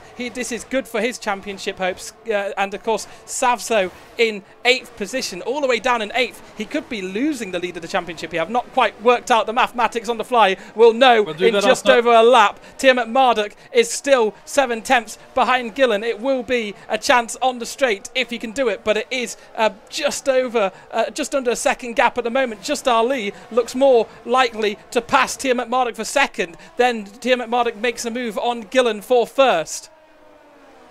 Yeah, it's going to be really, really difficult for Tiamat Marduk to close up that gap. Just when Ali might fancy a move into the hairpin potentially, but a lot of drivers now struggling with their ERS battery charge, so this plays into the hands of Alex Gillen. If everyone's struggling on battery, then no one can really overtake all too well, plus no DRS either, so that makes it really hard. But Tiamat Marduk closing in now has actually gained a little bit of time, only half a second now the gap to Gillen, so very strong first sector, 3/10 gained by Tiamat Marduk. Now he just needs a little bit more in the middle sector, and he might have a chance, but it's not gonna be all too easy, I think. Yeah. Well, it could be a Grand Slam finish. It could be an absolute lunge into turn 14. Or will Gillen make it 6 wins from 6? Actually, I think Just Ali's just behind Bushy Ants. He's feeling very racy. Does he want to sneak into the podium positions here and take some points off Just Ali? He's closing and closing on this main straight. And Just Ali's gone very, very defensive for 3rd position in the race. Alex Gillen looks to have wrapped this one up. But Just Ali is going to lose 3rd position, is he? All these points are so crucial for the championship battle with Sasso. They're going to go too wide into the final corner. There's contact between the two. Just Ali goes flying, and Bushy Ants is facing the wrong way. And there's even more afters. I think that's Sasso being pushed up wide. He does climb up into 7th position, but Gillen takes the 6th win. The 6th different winner here. Gillen, in his 2nd attempt, has gone from 2nd to 1st. And he is our race winner today. We missed that. Tim McMurdoch in 2nd. Just Ali really did not want to lose that position to Bushy Ants at the end there. And he did maintain it. We'll have to look at that one after the race. Yeah, we do. I'm trying to work out really quickly the standings after this race. So give me one moment. It's definitely I'll be able to going work out. to Singapore. Maybe Harry, if you can help, that would be great. I tell you what, I've got the live results here, so I will be able to tell you as soon as we look at the podium, which is of course Alex Gillen picking up the rosette, and yeah, absolutely with the garland around him, he picks up his 1st Creator Series win. He only debuted last week. It's 6 wins. Sorry, it's the 6th different winner. Getting my words muddled up now, but it is. Outstanding stuff. He raced really, really well, and the strategy just came towards him. It would have been interesting without that final safety car to see if he could keep Benjamin Daly, his friend and rival, behind. But both of those have a win apiece now in this championship. And Tim McMurdoch actually closes up in the championship lead. He may actually have the championship lead. No, he doesn't. No. So I'm calculating right now. If the standings that I have in my telemetry serve correctly, which they should, then we're gonna have Sasso so tight. on 80 points. Yeah, okay. So we're gonna have Sasso on 80 points, Tim McMurdoch on 75, Just Ali on 78. There's 5 points between the top 3, and I think GB68 is just out of it. Yeah, GB68 is going to be on 54. So with a mathematical with a mathematical chance, if Sasso scores 0, I'll absolutely no, surely not, because GB68's yet to win, and then it would go back on wins, and then they'd be drawing. Hold on, but Sasso has won 1, so if GB68 wins 1, they'd be tied on wins. Neither got a 2nd place, and at that point, it will come down to 3rd places, of which GB68 has 2, and Sasso only has 1. So he would win the countback on 3rd places if it goes that crazy. So he has a mathematical chance. Does GB68? Honestly, that's unbelievable. It's Meraki is out. He's got 51. He's 29 points behind. That's not going to work, unfortunately. Yeah. And Alex Gillen 43 points after this. My goodness, I would like to crown the driver of the day though as Tom, because Tom has participated in a couple of races so far this Creator Series season. And he's not been in the top 20 driver standings. Reserve drivers have been ahead of him. He finally scored 10 points today. It all came together for him. And he's finally going to be in the standings for the first time. Honestly, yeah, an absolutely wild conclusion to that race. Yeah. And yeah, Tom did a really good drive. I think the strategy came to him a little bit, but Bushy Ants, he'll be so frustrated with that contact. I wonder if Ali will be served any penalty after the race. We'll have to see. Not really too keen on handing out penalties, are the stewards for the Creator Series. But yeah, let's not forget Alex Gillen, Tim McMurdoch, they took the battle right to the end with each other, and it was always shaping up that way. We'll hopefully get some of those in for interviews very, very soon. Yeah, we'll see who we got. But my goodness, what a race once again. Absolutely brilliant. The Creator Series, ladies... Apologies, wait. Okay. The Creator Series, ladies and gentlemen, it always delivers. Yep. Yeah, absolutely.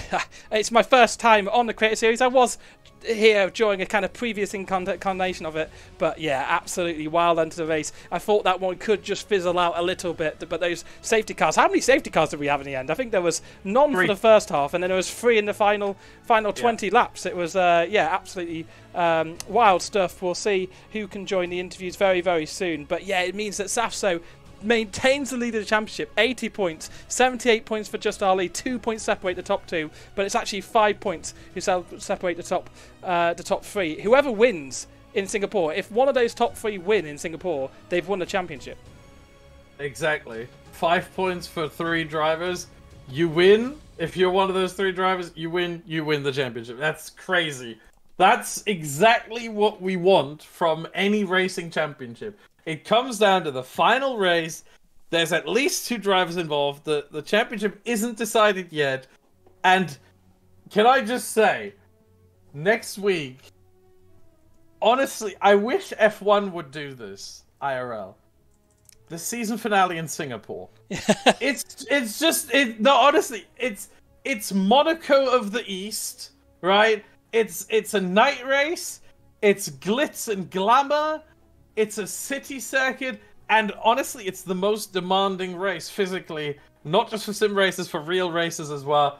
It's just the most demanding race, and that should be the final race. And surely overtaking is rubbish. No, it's not. You can overtake at Singapore. It's not easy. I'm not saying that, but you can definitely overtake, and it opens up the strategies as well, because you can actually overtake at Singapore. It's difficult, don't get me wrong. But, oh my.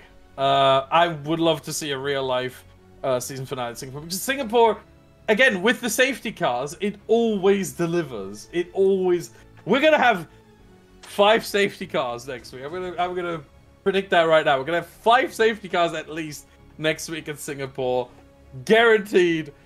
I already, I think, a couple of days ago, 2 days ago, I think I spoke to Maxime MXM, who will hopefully be back in the Alpine alongside Tom for Singapore. And she said there's going to be safety cars, and she also said she will likely be one of those causes.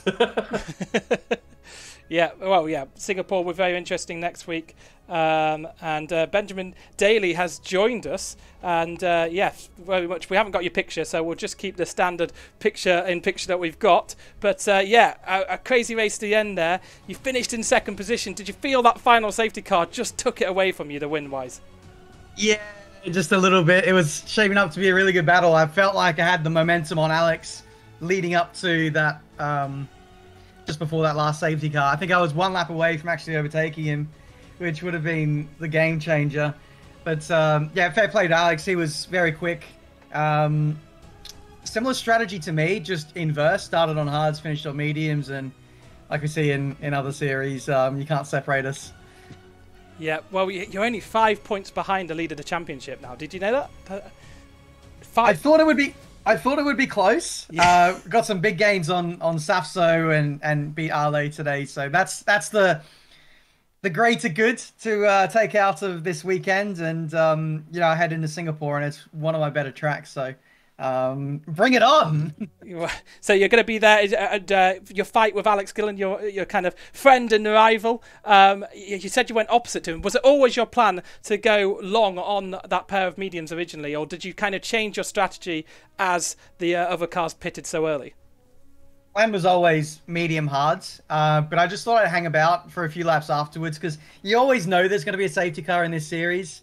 And I just wanted to keep that second set of mediums or my hards fresh for the back end of the race, because you know you got to expect the unexpected. So I left my options open, and yeah, thankfully it worked out in the end, because otherwise I was not finishing that race. I did an Ale. I was like 2.5 laps down on fuel. It was nuts. We noted that in commentary. It did certainly save your blushes, that final safety car. And did you expect maybe a safety car to come a bit earlier into the race than it did?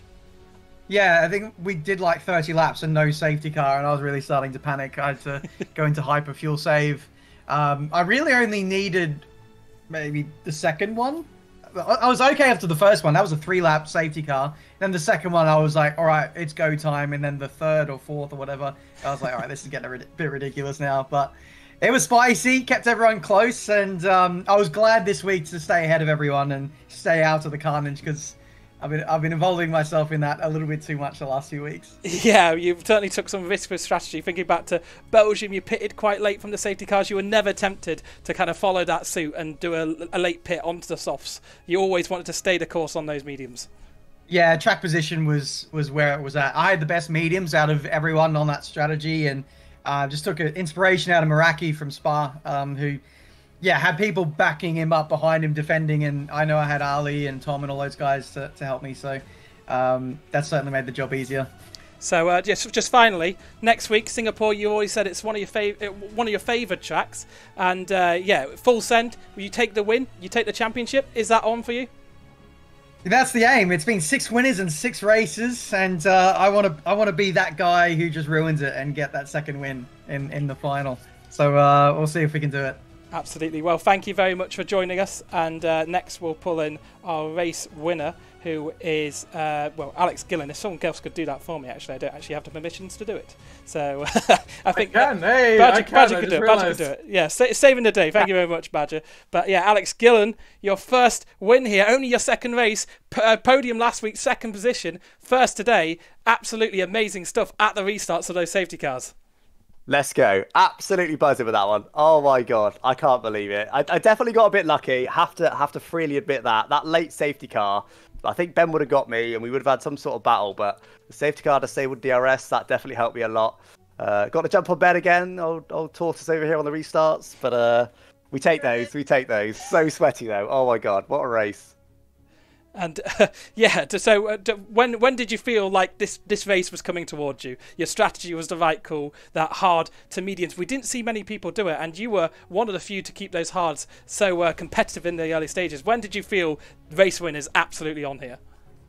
I mean, when the last safety car came out was the only time I thought, okay, I can do this. Before that, I was thinking, I reckon Ben's got me here, but yeah, the strategy, I think was a bit of a mistake. I mean, not that I'd change much now, but I just felt like those hards were so slow at the beginning. The guys pulled 10 seconds to me. I was praying they were light on fuel, but I don't think they were crazy light. Ben was, but I think like Bushy said he was only like half a lap light or something. It wasn't mad light. So I was kind of hoping for no safety car just to screw over those guys because I had fuel. But yeah, I don't know. I felt like it was the wrong strategy, to be honest. The hards were just too slow. But in the end, I was like, well, look, I've got to go for the one stop now, see if we can make it work. Yeah, got relatively lucky with safety car timings. The last one's obviously lucky, but I didn't actually box under any safety cars. I only did racing pit stops, I think. So yeah, three safety cars there. Definitely a sweaty one, but yeah, like I said, bit lucky, but we take those. So Singapore next week. Are you thinking about coming up to try and get that second win of the season and maybe spoil Ben's day a little bit? Yeah, Ben hasn't beat me in quite a while now, which I'm sure he's really, really happy about. But no, unfortunately, I can't make it next week. Fortunately, I'm busy next weekend. Yeah, Saturday nights aren't normally very good for me, so it's these 2 races only this season, unfortunately. But hey, a P2 and a P1. You made the most of it. You've made the most of it, absolutely. So yeah, congratulations on that one. And yeah, thank you very much for joining the commentary booth. I think the only person left to join is Dirk Chocolate. We can get him in here as well. Feel welcome to stay if you want to. And Dirk, where did Dirk finish in the end? He must have finished. He can tell us. Where did you finish? 8th or 7th? Is he here? You should be. Sorry, I dragged me in between. Apologies. Hello. Yeah. Where did you finish? I finished P8, I believe it was. Yeah, wow. So, yeah, you're always flirting just outside the points. We saw you fall back early doors after quite a dramatic start. I think you were up 5 positions from the start. I certainly want to watch a replay of your start. Raikkonen-esque at Portugal 2020, I imagine. Honestly, I got the most unbelievable start. I jumped a lot of positions straight away, and then I just got tucked into a nice train, and I tried to get settled, and then, for some reason, I binned it. Bottled it. And that's when I dropped back, which is a shame. But the start and like the pace was there, to be fair. Now, have you seen any of the afters from the collision between Bushy Ants and Just Ali? Have you caught up on any of that yet? Do you have an opinion on that? What happened? Because It's just all on turned stream. around the corner. Is it? Yeah. Because they're just too wide into a corner where 2 doesn't really go into often. And surprisingly, it was the car on the inside that spun. But we kind of saw that with Benjamin Daly back at Belgium 2 rounds ago. So a bit of a weird one. But just Ali wanting to keep every single point possible and worthwhile because he's only 2 points behind Safso for the lead of the championship. Yeah, no, I respect it, but at the same time, it did bits to me because it gave me 3 positions. But I heard, obviously, we're all in voice chat. I just heard the absolute like roar, and I was like, "What's just happened?" And then we turned around the corner and we saw the mess that came with it, which was brilliant.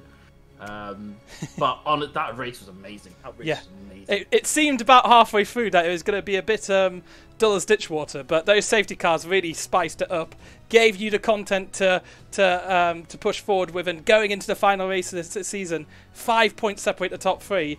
In fact, GB, who's in 4th position? GB68, is he just in a position to score? If the other 3 DNF and he scores maximum points, including fastest lap, then he could have won it. I don't know what it comes down to, but it's absolutely exactly. It's pivoting on something. Yeah, absolutely. Yeah, incredible stuff.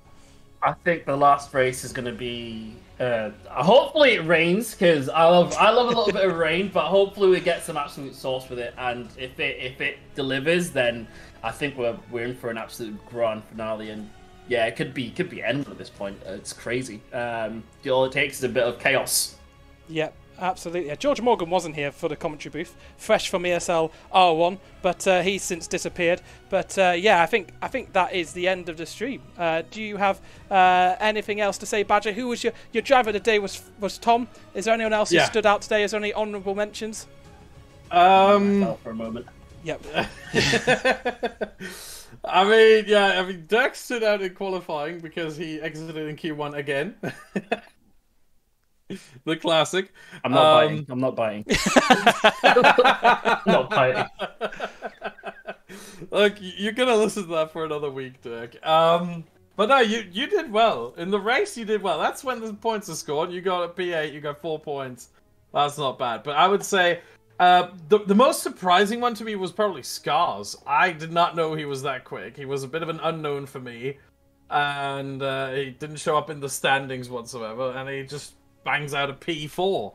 Absolutely fantastic drive, and saving Aston Martin a bit. Aston Martin are still in the constructors title, as are McLaren with a very off chance, and even Alfa Romeo has like a very off chance because Mercedes just didn't have a good day. We had Safson P7 and Liam P11 outside the points, so all they got was 6 points in total. So it's going to be very, very interesting to see how that shapes up in the final race. For a moment, chat, I forgot I was streaming. Oh, sorry. I think that's time to call it time. We have 4 drivers going into the final race, shades of 2010, who could take the championship. And absolutely, please join us next week for the Singapore Grand Prix. We'll be back at 6 p.m. Of course, follow us on all our socials. Badger, do you have a Twitter handle that you'd like people to follow on? You've been excellent today, as always. I do. My Twitter is @BadgermanTV. You can also follow me here on Twitch @Badgerman as well. Yep, and I'm Gareth Allen TV as well on Twitter. Please drop me a follow, and drop Badger a follow, and please follow our socials. Be back next week. It's going to be a corker.